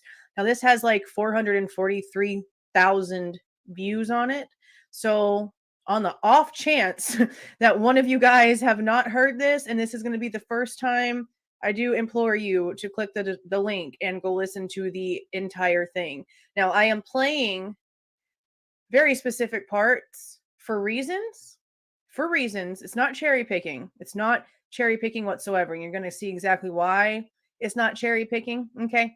But all of this is going to be in here for a reason. And I want you guys to just pay very close attention to the description that Donna gives in this clip. Okay, they're showing me one of the blonde girls now. I can tell them apart a little bit. I think it's the one that has a little rounder face. They're just showing me her, but we're walking somewhere. We're in the main street area of that little town. I'm seeing a guy talking to her, and he's quite a bit taller. I mean, she sits on a bench, or it really feels like if there's a tree, and I'm getting chills on my legs, if there's a tree that has a bench surrounding the tree, like, you know how they put those half round benches around trees sometimes? He's taller, and I think he might like her. He's like trying to talk to her. And this is not at night, so this is not at the time it happened. This is sometime in the day of some day. Now I'm seeing the hooded guy by the truck, but I don't think it's that guy. Like, I'll just wait and see. I don't think it's that guy that they're showing me, because this guy seems like he has like if he was like 6 feet tall or something like that, you know, a bigger build. And she's not really interested in him because she's like kind of, I don't know if short is the word, but she's not super tall, like, you know, so he's trying to talk to her, strike up a conversation about school. So they're bringing me to this conversation still. So she's sitting there. She seems like she's waiting for something. So I don't know if she's waiting for a ride, or maybe she just felt like sitting there for a minute. It doesn't feel like she knows him. It doesn't feel like she's super interested in talking to him. She's definitely not interested in going out with him. Oh, he has brown hair. In fact, he looks different than the one that got killed, but he's larger size like that. And his hair is a little bit, it might have a wave in it, and it's thick, and he might be a little older. Okay, I have chills about that. He's a little older. So she doesn't totally believe, she's like wondering if he really even goes to college or not or something. He's wearing a black sweatshirt or hoodie or black. And I know the guy in the food truck is wearing a dark one too or whatever, but I'm trying to separate the two. Yeah, when I said I try to separate the two, I get energy in my legs, which is usually like a confirmation, like, yeah, separate the two. Now I'm seeing someone with really red hair. This is different than one that was talking to her when she really wasn't interested in talking to him. Now pay attention to the fact that I left something in there about the fact that she is also seeing a redheaded person. Now this is not pointing at anybody. It is just literally, from what I'm interpreting, her mind going back and forth and fading back and forth into certain things. I don't know why it's doing that, but whenever you hear the pool party situation, you're going to see why I left this part in here. And if you guys have been paying attention to what I have been pulling from documents, the PCA, well, not the PCA, the exhibits for the PCA, what I've been pulling from the ICR rules whenever it comes to there being a possible co-defendant, the fact that they keep, you know, vehicle number 1, there should not be a numeral behind suspect vehicle if there really was only one. And this is just based off of what they're telling us. I'm not making crap up. I'm not delusional. I'm not freaking crazy. It is literally based off of what the police and the courts are giving us and the rules in which they cite while they're giving this to us. So just keep that in mind whenever you hear the pool party part. It's either a pastry place, French pastries, French bread. They keep showing me French bread all over and over and over again. I'm getting the chills again. So I think that's the main clue. And the round bench around the tree. Bagels, baguettes, French bread. Now, most of you are probably confused as to why I would put that part in there, but this is why. This is why. Now, a lot of this stuff, from what I'm understanding, is metaphoric. Not all of it is exact, and I know that Donna appreciates that fact as well. So whenever it came to them talking about a foreign type bread and keep going back to bread, this is why. Brian's last name is Koberger. Coburg Bread Company is a Danish bread company that does pastries and all kinds of other things. Let's see. Let's just take a look and just get hungry, because, you know, you can say what you want. We all love us some bread, all right? Look at this. Look at all these different breads. Look at all of it. Bakery in a bag breads. Different sandwich breads. Danish pastries. Anything with cinnamon will kill me. Yeah, I'm allergic to cinnamon. Isn't that crazy? But I will eat some Danishes with some cream cheese, though. Look at all this. Rye, organic, corn, carrot rolls. Okay, this was a month and a half prior to his arrest. Now, I'm only showing you guys this because I need you guys to understand the reasoning why, for this situation, for this pool party situation, I am including something that you guys know that I am a very big skeptic of. Donna herself is very aware that I am a skeptic. I have commented on her stuff before. She's commented on my stuff before. She knows that I am fascinated as hell by the kind of things that she ends up seeing and telling us that she is seeing, but I'm a skeptical person. Again, you guys know this. This is not a new thing. I've said this a million times. So I wanted you guys to see, what about her sight so early before his arrest has me hooked on what she has to say here. But there's also a very, very, very important reason why the whole situation about what she sees with the pool party is so important to me. And I'm not trying to stick to my own narrative here. Okay. In the end, it doesn't freaking matter. In the end, the only thing that matters is the truth, whether it be Brian and Brian alone, not Brian at all, Brian and somebody else, 20 people involved. It doesn't matter. I mean, it matters. Duh. That's why we're all here. But in the end, only the truth actually matters. Now, like I mentioned, you guys.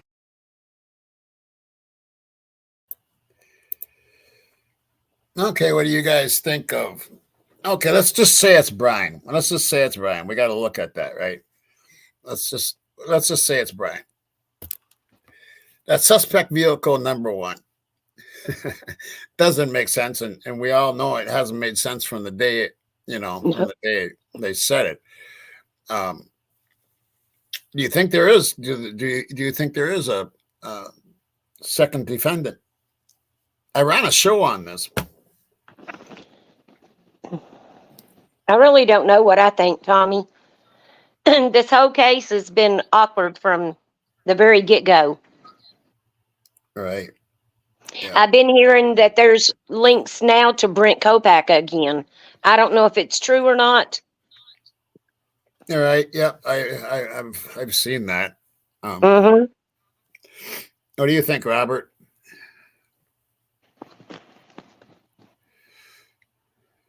Do we lose him?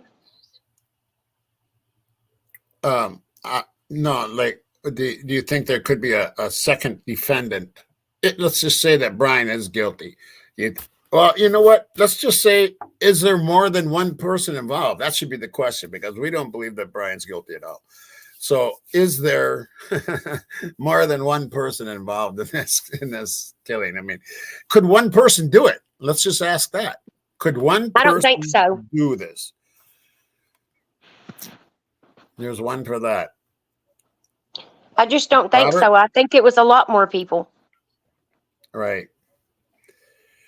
Well, it looks like Ashcroft says yes. You think one person could do this? I'm seeing a bunch of no's. Will says yes. Deborah Noggle says more than one. In that length of time, it's possible. But do you really think it was one person? I don't. Yeah, right. All right. Yeah. The question is was there more than one person involved in this case? And another question is the timeline correct? Right. Yeah, see, I think most people are going to say that, except for Jeff H. Yeah, you only have so many profiles left, Jeff. That's, Randy, that is a huge one for me, because what was the motive? Because I was going to just say that. There is no motive with Brian. I see no motive whatsoever. Right. I see no motive attached to any of those people, to any of the 4. I see no connection to Brian whatsoever. Didn't live there. Right. I think he was living there, actually, but yeah. Really? Okay. Yeah, I think he was, yeah. Sorry about that. My mic quit on me for a minute. Oh, okay. I thought maybe you fell asleep or something.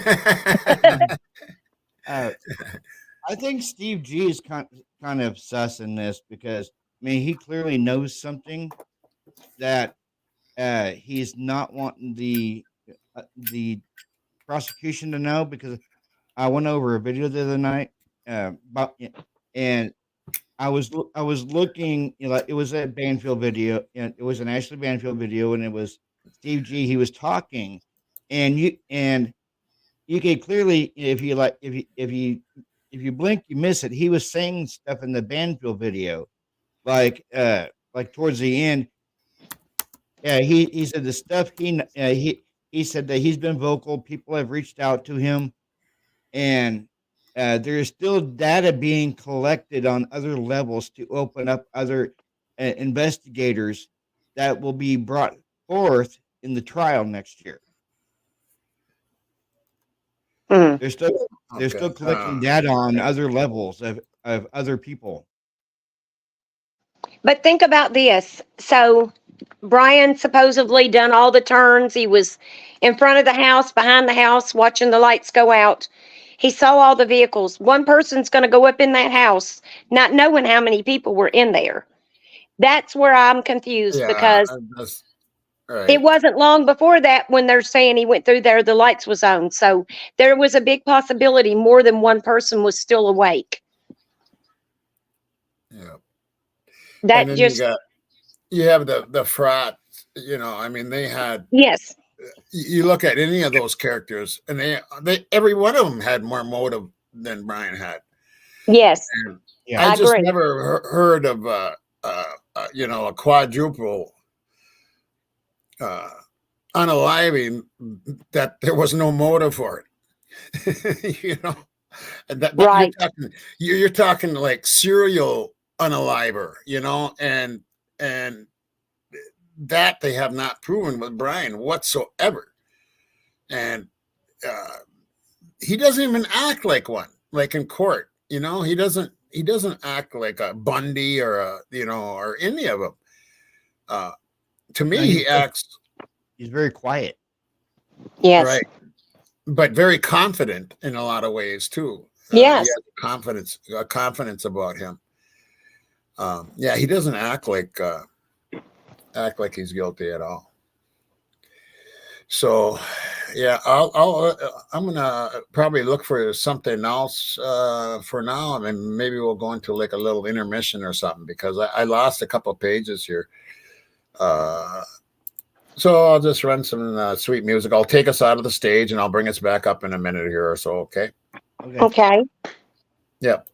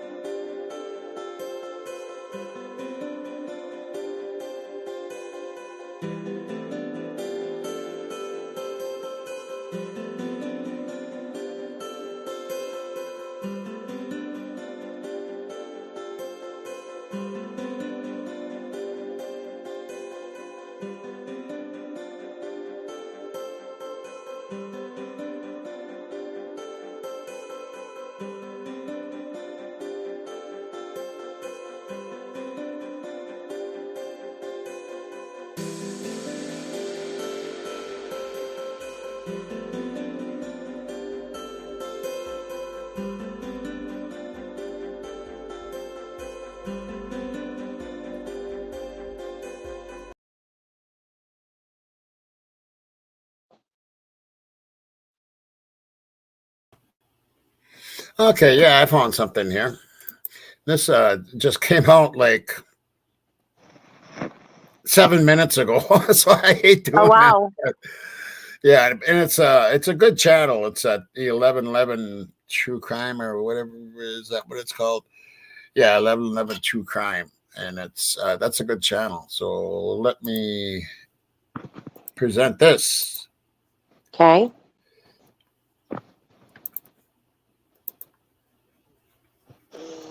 into it with you guys. And I am excited to hear what your thoughts are on the subject tonight, because there's something not right. And when that many people feel there's something not right, I just feel like it really needs to be looked at.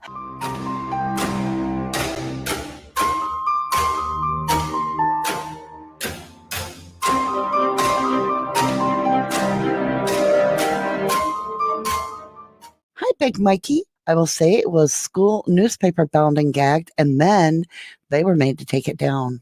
I've heard that from several people that, when this first story broke right from the University of Idaho newspaper, allegedly it was like a headline of bound and gagged, and then it got redacted or retracted, actually. So that's always kind of bugged me, because it did go along with that first message, or not message, but post by DM. And we, it's alleged, because we don't know if it was really her account, but it was super early before people even would have known to create the account, in my opinion. It was super early, and it was right in correlation with the newspaper putting it out. So it bothers me, and I don't trust the LE in that area. I refuse to. I mean, if you're familiar with Stickergate, would you? My D'Angelo says the police started a page of all the misinformation that is out there. One of the first reports and debunked in news conference was bound and gagged rumor. Exactly. So I'm telling you now, Ellie has said, nope, nobody was bound, nobody was gagged. So let's get that cleared, because I do not want to hear a whole bunch of that. I don't want to get hit with, this is what that said. So let's get that out of the way. All right, you guys, what are your feelings on this? So let's talk about it for a minute. We have absolutely no DNA on the outside of the home. None. There's not one bloody toe print, shoe print. I don't care how naked you were and barefoot. Chances are there's going to be something. You have a bag of bloody clothes. I mean, is it just that simple that somebody stripped down to absolutely nothing and put it all in the bag and then ran out the slider door in front of God and everybody and right across the street? Have you ever just run across the street in the middle of the night where there's street lights and so forth? You feel like everybody's watching you. So this just seems so bizarre to me. And I'm like, what if the enemy is inside? Why is it that we consider Kohberger so attractive as a suspect? Because there's a little DNA that was traced that somehow could be transfer, it could be touch, we don't know, that got on the button on the sheath. And we don't even know if that sheath goes to any of the weapons that were used in this crime. Yet we're sitting with a roommate that went out of her way to invite Kaylee Gonsalves back as her number one. Whether she went to the home or she phoned, she did it. She pushed and pushed until Kaylee decided, yes, I will come back. I will be in that house on that specific weekend in Moscow. And so DM does that. She gets her to come back. And then it throws me even more, because we discussed this last night on yesterday's live, and it's so imperative you really think about that. We have not one word of her, not a mention of her checking on Kaylee's wellness. Like, we don't hear anything about that. She isn't the one that ever calls 911. She never dials 911. No, somebody used a roommate's phone within the home. Ellie has refused to answer the question if the roommates had company that night. And I got to thinking about that. Have we ever considered, when we say the enemy inside, that one of these girls, such as DM, could have had the opportunity to bring home a partner? Now, if people are getting home after this, that partner is already inside the house. And this might be a pact to where, there's a lot of jealousy and hatred and whatever. And this person's kind of like swooned this lover to be in on the crime. So what do you guys feel about that? What is your take? Hi, Tracy Gear. You say when Dee saw the bushy eyebrow when they ran out, why didn't she go and look out her bedroom window to check out the vehicle? Why would you not want to make damn sure that bushy-eyed guy kept going? It's kind of like a spider in your house. Are you going to see it and then cover your eyes so you don't know where it went and you have to fear? Or are you going to naturally, out of fear, like be mesmerized and hardly be able to take your eyes off of it because of fear? You don't know what angle it's going to come at you at if you don't know where it went. I mean, that's kind of like, okay, so you've been beaten by someone. Let's pretend this theory, okay? Somebody has come in your home and they have beaten you with an inch of your life, but you can still get up and look out the window. And you hear them leave. Two things are going through your mind in this state of emergency. Help, which is your 911 button, and are they gone? Am I going to live? That's what comes to my mind. Susan Rusco says that it was Hunter J that called 911. Poetry in Motion, welcome back.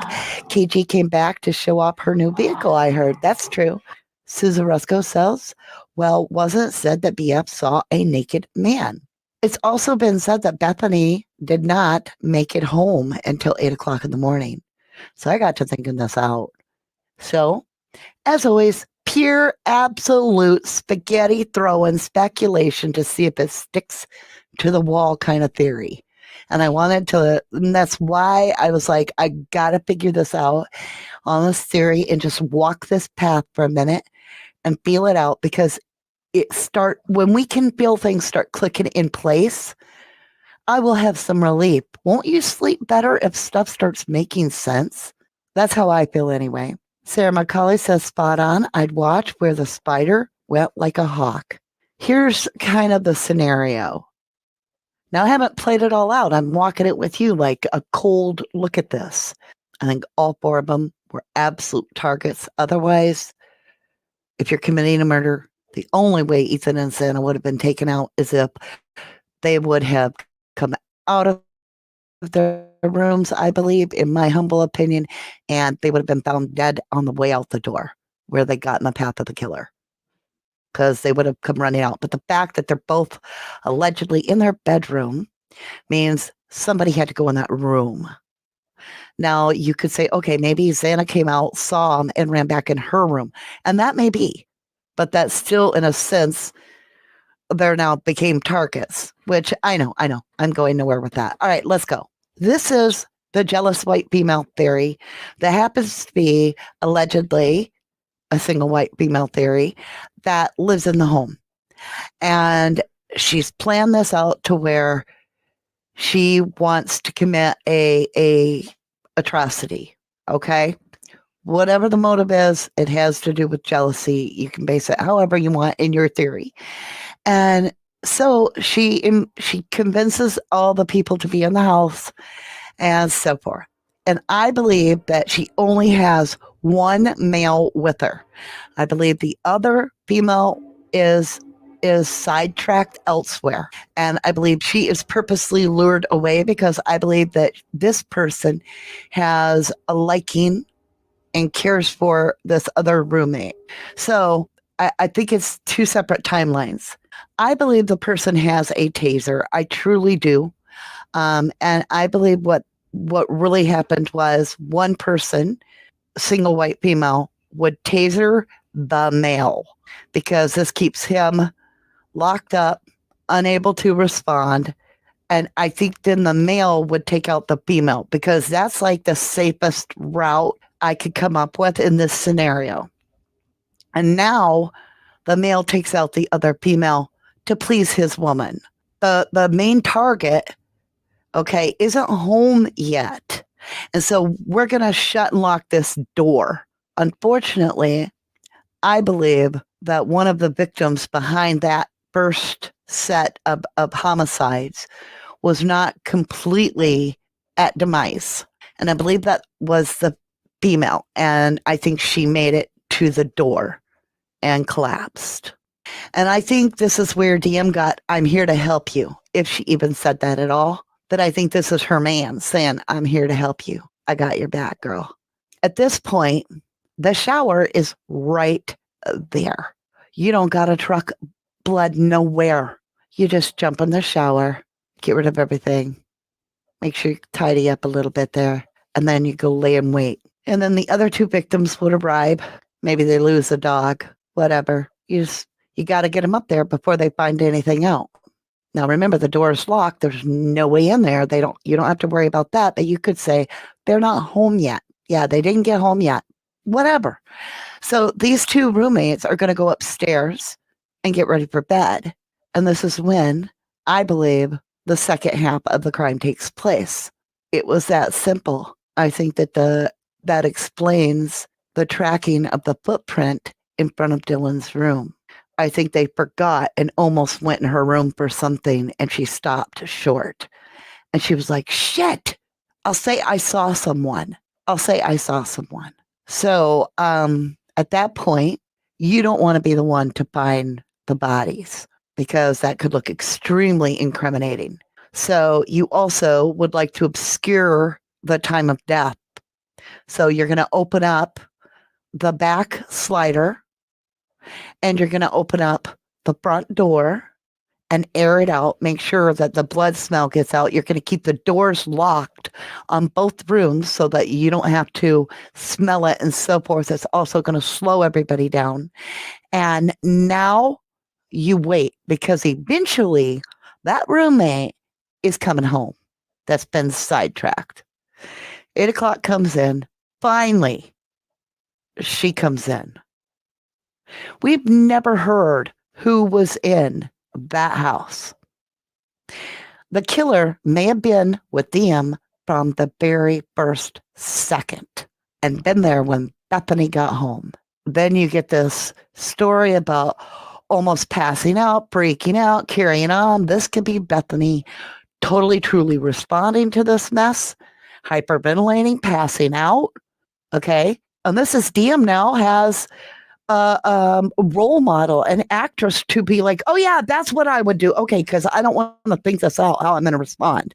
And then the whole thing could boil down to the EMTs arriving, and we know the first responders have the sticker gate problem behind them.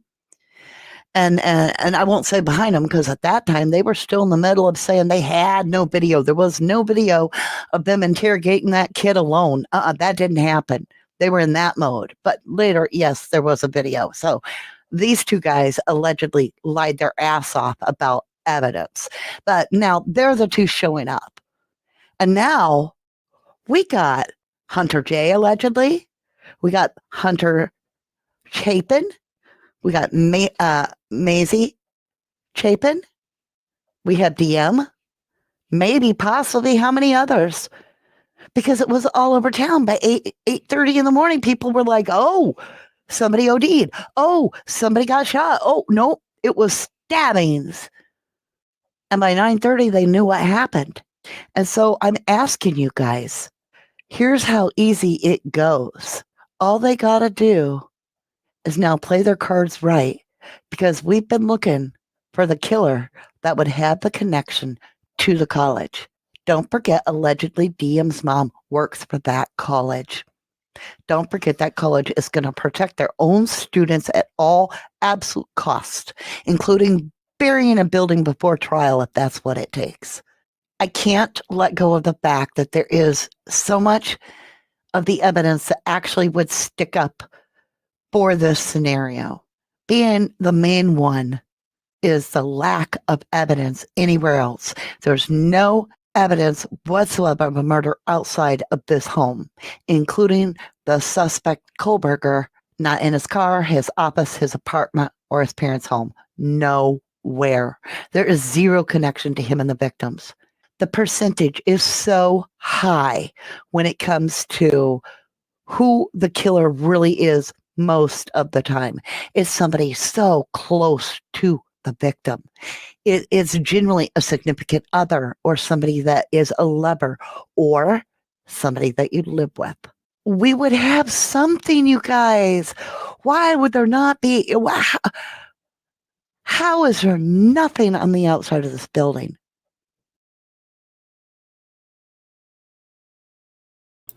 Is she making sense, people? Is she making sense? Is she making sense? Because she sure makes fucking sense to me. This is like right on the fucking money. Give a shout out to her and make sure you sub her up. 1111 True Crime. 1111 True Crime. Yep, she does, Natural. Yep, I've been following her for a while now. Some people might not have known about her, though. So anybody that doesn't know about her, make sure you sub up. Back to the show. Nothing. Sarah says, I wonder if E and X were out the back after the first attack. If K and M came in through the front door and went straight to their rooms or M's room, there would be nothing to see. AHH says, I believe this was more of a snuff it out film and very eerily similar. Ooh. Susan Rusco said, just heard today that BK's neighbor invited him to a pool party that he went to. I seriously feel he's the one who set BK up. This has got to be something because, y'all, it hurts my head to think about this. We've got no murder weapon. We have nothing that points outside of this home. We're told that she's healing. DM is all wrapped up in survival guilt and she's sheltering in place and going through hell and can't socialize and she's taking baby steps and the spiritual community is helping her. And then you get that pictures, all those pictures. It's not even a year. She's out partying it with her mouth, that giant mouth wide open. It looks like a picture of Mick Jagger in drag. No offense, but damn it, don't lie to us and expect respect. Because if you're so traumatized that you can't even leave your home, why are you back at the same college town partying it up and dressing like that? Let's be honest. Looks like a 3 o'clock hooker the way some of these girls dress. And I'm not afraid to say, why in the hell entice men by putting everything but your nipples out there? Stop it. We're not living in a very sacred world where men are like, oh, she's showing something, I'll look away. And I'm not saying that gives a man an excuse. I'm saying, why in the hell throw all your gyms out there on the street? It's got to be said, you guys. Every picture I look at these girls, I'm like, well, this leads me to think of Bam's Only Club all over the place. And I'm not just talking about our victims. I'm not just talking about the survivors. I'm talking about the sorority girls. They all look like they have Bam's Only pages. They're dressed out of a Sears catalog in some sort of Motel 6 version. Linda Rupert says DM BF did not like the girls at all. You can see it in the pictures. I think DM and her boyfriend had a lot to do with this, in my opinion. Hello, Football Cat. You say if Ethan's siblings were told that morning, why didn't they call 911 earlier? Right. Lorna gets a gold star. She says, reminds me of Sammy Smith from Truckee and the partying. Oh, my golly. We can put those two side by side. They'd make good friends. Football Cat says body is supposedly the temple. I agree with that. Lil says Dylan is a liar, and we all know it. Actually, I think she was jealous of K and M because D is so manly and unattractive, in my opinion. And I'm going to tell you something. She stands a head above every single girl in that home. And there is a awkwardness about her. There truly is, in my opinion. That's a good question, too. Susan Rusco, you always have good questions. You say, where are the girls? So scared they moved out to Moscow. If BK did it, he's in jail now, in prison. Well, in jail. He's no threat now. Excellent point. Like I said, I couldn't give up on this whole conversation with DM, and I thought I don't want a whole day in between it. So this is more or less a part 2, if you feel me. But I wanted to take it deeper, and I wanted to really look at this and think to ourselves, let's really look at the giant white elephant in the room. And I'm talking ginormous, and that is that there is lack of evidence pointing to anyone else, unless the prosecution would like to come forward with the 3 unknown, unidentified male DNAs to clear their star witness. Do you feel me? It's called leverage, bitch. So your star witness that you strategically planted to have seen this man clad in black with bushy eyebrows, I'm going to tell you right now, is more of a suspect than the suspect. And so I would think this would prompt a fire under your ass as the prosecution to secure your placement of your star witness to suggest there was somebody else's DNA besides just Diem's in that house at the time of the murder, because that little trace DNA on the sheath doesn't cut it. Nope. See, Diem's DNA would be mixed all over that house. And all she has to say to the cops is, I found one of them dead. And I touched their bodies to see if they had a pulse. And then they hide that from us. And we find that out later. That would give her every reason to have showered off. Hell, she could say she slipped on the blood, fell into it, trying to get the hell out of there. We don't know, because they're not telling us the real story. I guarantee you that. Illy Main says, have you noticed that they all dress alike? Look alike girls and boys, and it's hard to tell them apart. Moscow is a good place for doppelgangers. Sassy says, it's always best to do your own research and use your discernment in these cases and watch certain content. But this channel is a great start, she says. Thank you, Sassy. Heather Fitzgerald says, they don't just look alike, they have the same names. True that. I just wanted to get that theory off my chest. It's been bugging me. The fact that it could have been just that easy as the murder was committed. 2 of them, which would be Ethan and Xana. Xana coming out that door gets stopped and is being attacked by a male. Then the female uses the taser, the stun gun, on Ethan. And that could be why we heard rumors of dismemberment of him. Maybe they wanted to get rid of the taser marks off his body, if you feel me. Then after that's taken care of, they don't even clean up maybe. Maybe they just wait in that room or whatever until the girls get home. The girls go upstairs, assuming Xana and them are asleep. Nobody's left the room. There's no blood anywhere. They know nothing. And then the killers come out of that room, locking the door behind them, or just simply shut it and it locks on its own. And they go upstairs and take care of these 2. And then they go back downstairs, and that could be exactly why Ethan and Xana were killed. To cover the fact that the shower was used. Because after Kaylee and Maddie, they would need to shower the blood off. So rather than make it very obvious that the killer would shower in the home, they would kill the people in that room to make it look like the blood was just absolutely everywhere.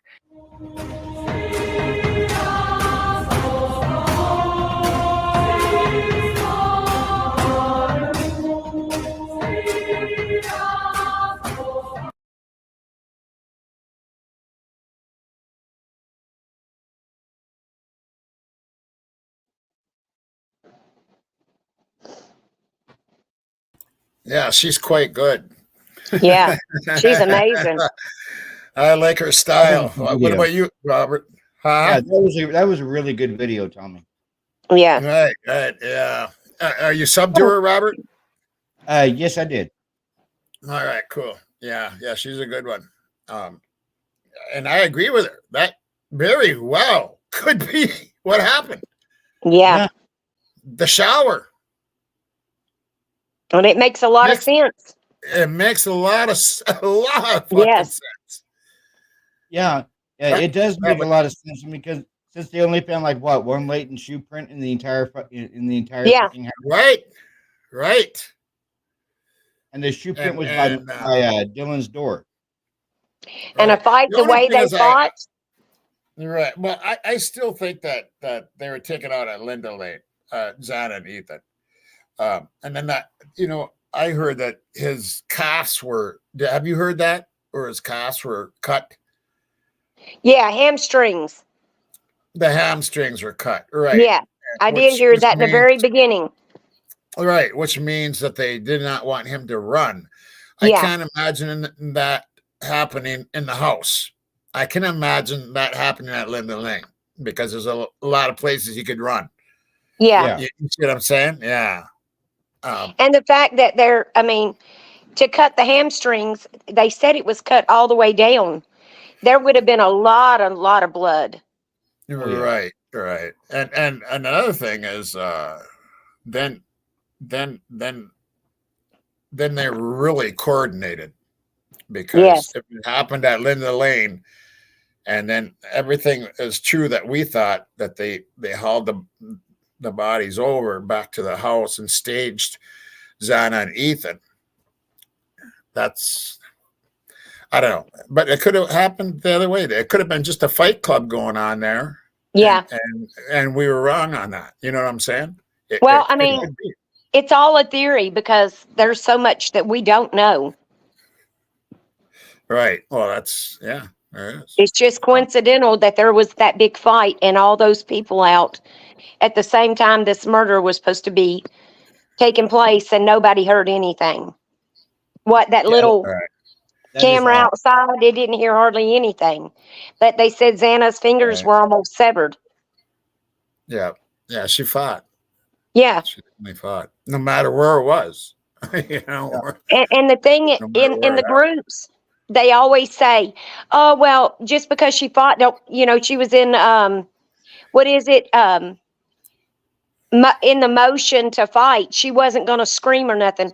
If somebody cut your damn fingers almost off, you're going to scream.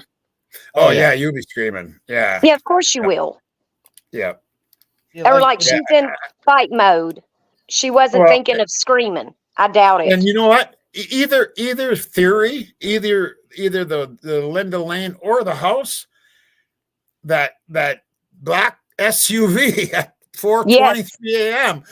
says a lot on either theory. I mean, how do we know that the car doing the 3-point turn is not the DoorDash car looking for help? Exactly. Yep. That's Yep. right.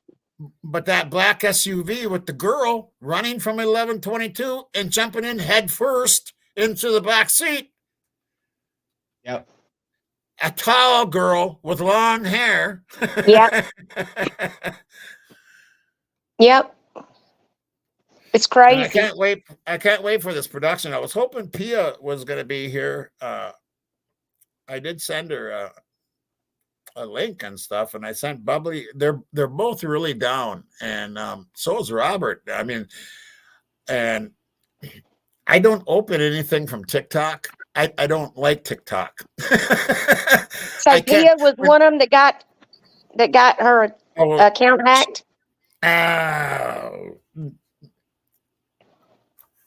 Anyway, I'm not laughing about that. I'm laughing because you changed the subject. yeah. There's shit going on out there, and I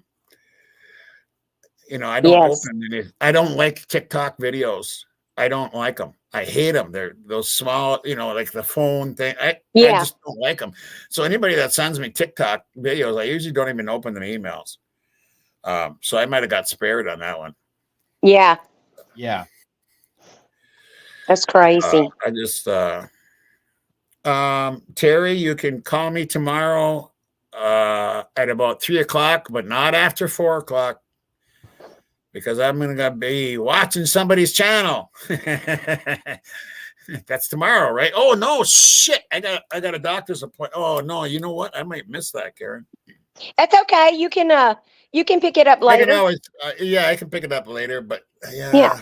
I kind of wanted to be there, but Maybe I will. It's at 3, so, and I got to drive home. No, It's going to be close. It'll be close. It'll be close. Yeah, it's not a big deal. I gotta put my phone on charge.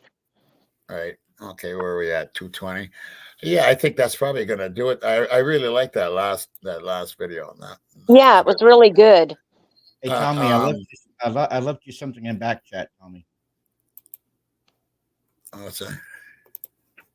Oh, yeah. Oh, okay, brother. All right, cool. And Sherlock, I'll check that channel out, and maybe I can come up with something that we can share. It says 312 is watching, so they must, they're live right now, and I don't want to do that. So, yeah, I'll have to check that channel out. But yeah, I think this will do it for the night. We got 2 hours and 20 minutes in. Yeah, that's a good Thursday night and a rock and roll night.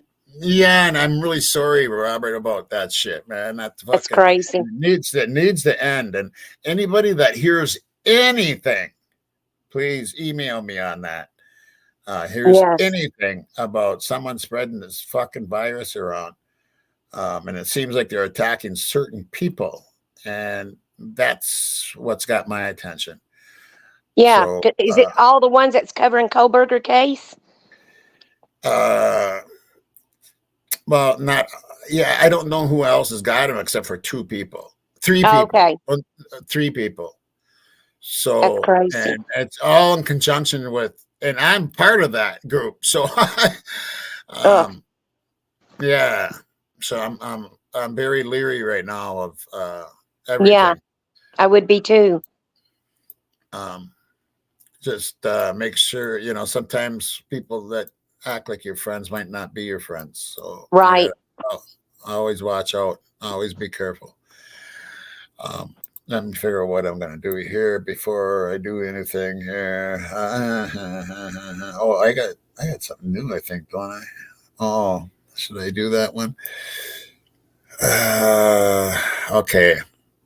We're gonna shut her down, everybody. I'm gonna run a couple songs here. The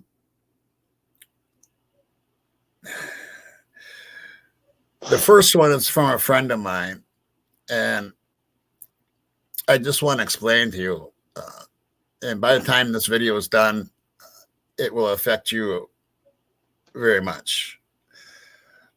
It will show pictures of her at the beginning with no music. And then her music starts.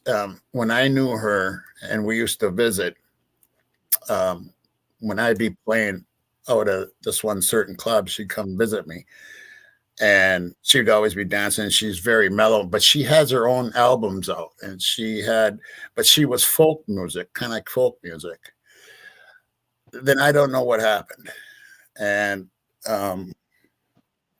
anyway, I'm going to post the last song she ever wrote before she committed suicide. And she was a remarkable girl, a very talented girl. And anyway, the name of the song is called Tanya's Disorder. And if you don't know, you can dial 988 for suicide prevention. And that's good to know. And then after that song, I'll get into some more. I'm going to leave a long outro for everybody so you can keep chatting. And I'll run some regular good old rock and roll. But this song, Will, if you listen to everything, I can't see how you wouldn't be affected by this. Until next time, everybody, rock and roll. Thank you, Karen. Thank you, Robert, for being on panel. Thank you. You're welcome. Thank you for having me. Family. Yes, and make sure you sub to Karen and sub to Robert and sub to all the videos I played. Make sure you sub to those stations. My mods, thank you. You are my soul. I love you.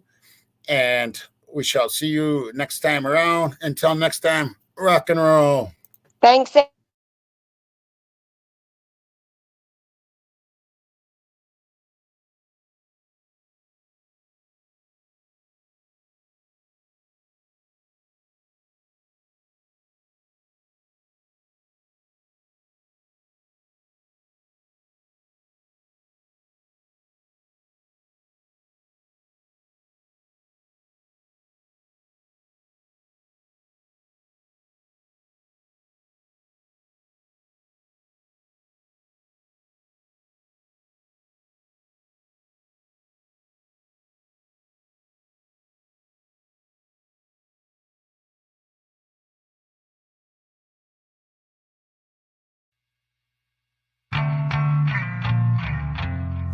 says she needs a change.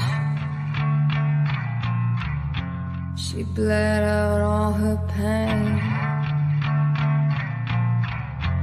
Her track marks left a stain. We'll tell you where she's been. She plays outside your night. She'll kill you with her eyes. One look and you will die. She'll be your suicide. Your suicide. And you walk away. I'll stay and bleed it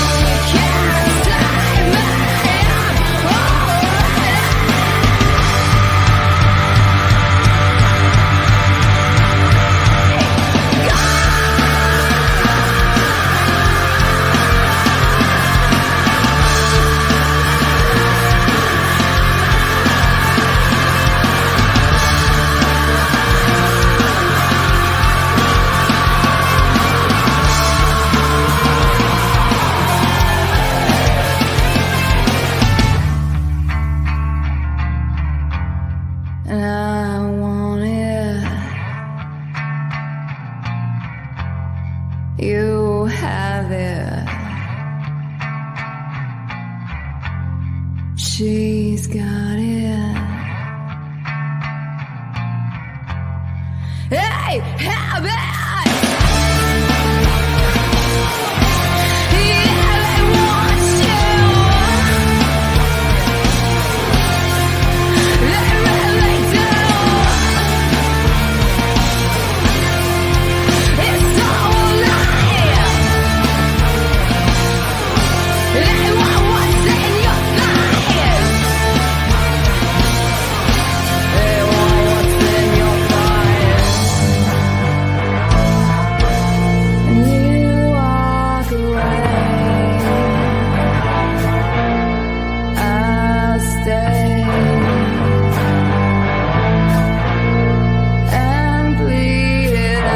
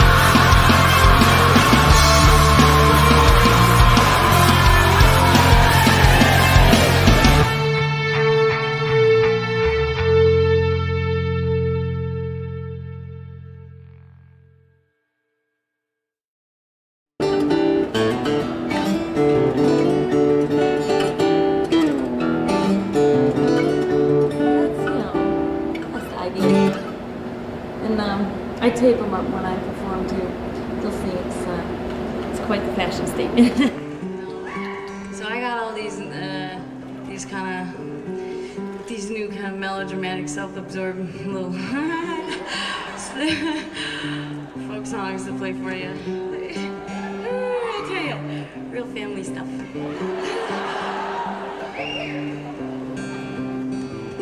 I think I'm going for a walk now. I feel a little unsteady. Don't want nobody to follow me. Except maybe you. I could make you happy, you know. If you weren't already, I could do a lot of things. And I do.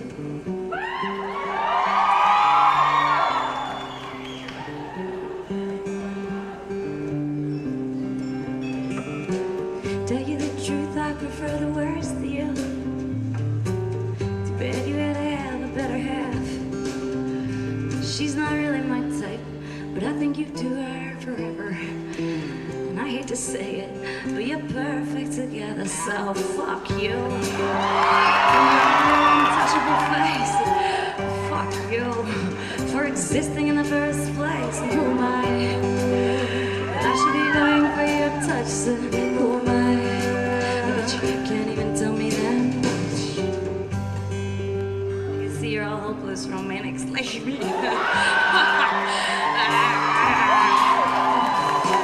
2:30 in the morning and my gas tank will be empty soon. Neon sign on the horizon, rubbing elbows with the moon. Safe haven of sleepless where the deep fryer is always on. Radio is counting down top 20 country songs. And out on the porch the fly strip is waving like a flag in the wind. You know, don't look forward, seeing you again you'll look like a photograph of yourself taken from far, far away. And I won't know what to do, and I won't know what to say except fuck you and your untouchable face. And you know, fuck you for existing in the first place. And who am I that I should be vying for your touch? So who am I? Bet you can't even tell me that much.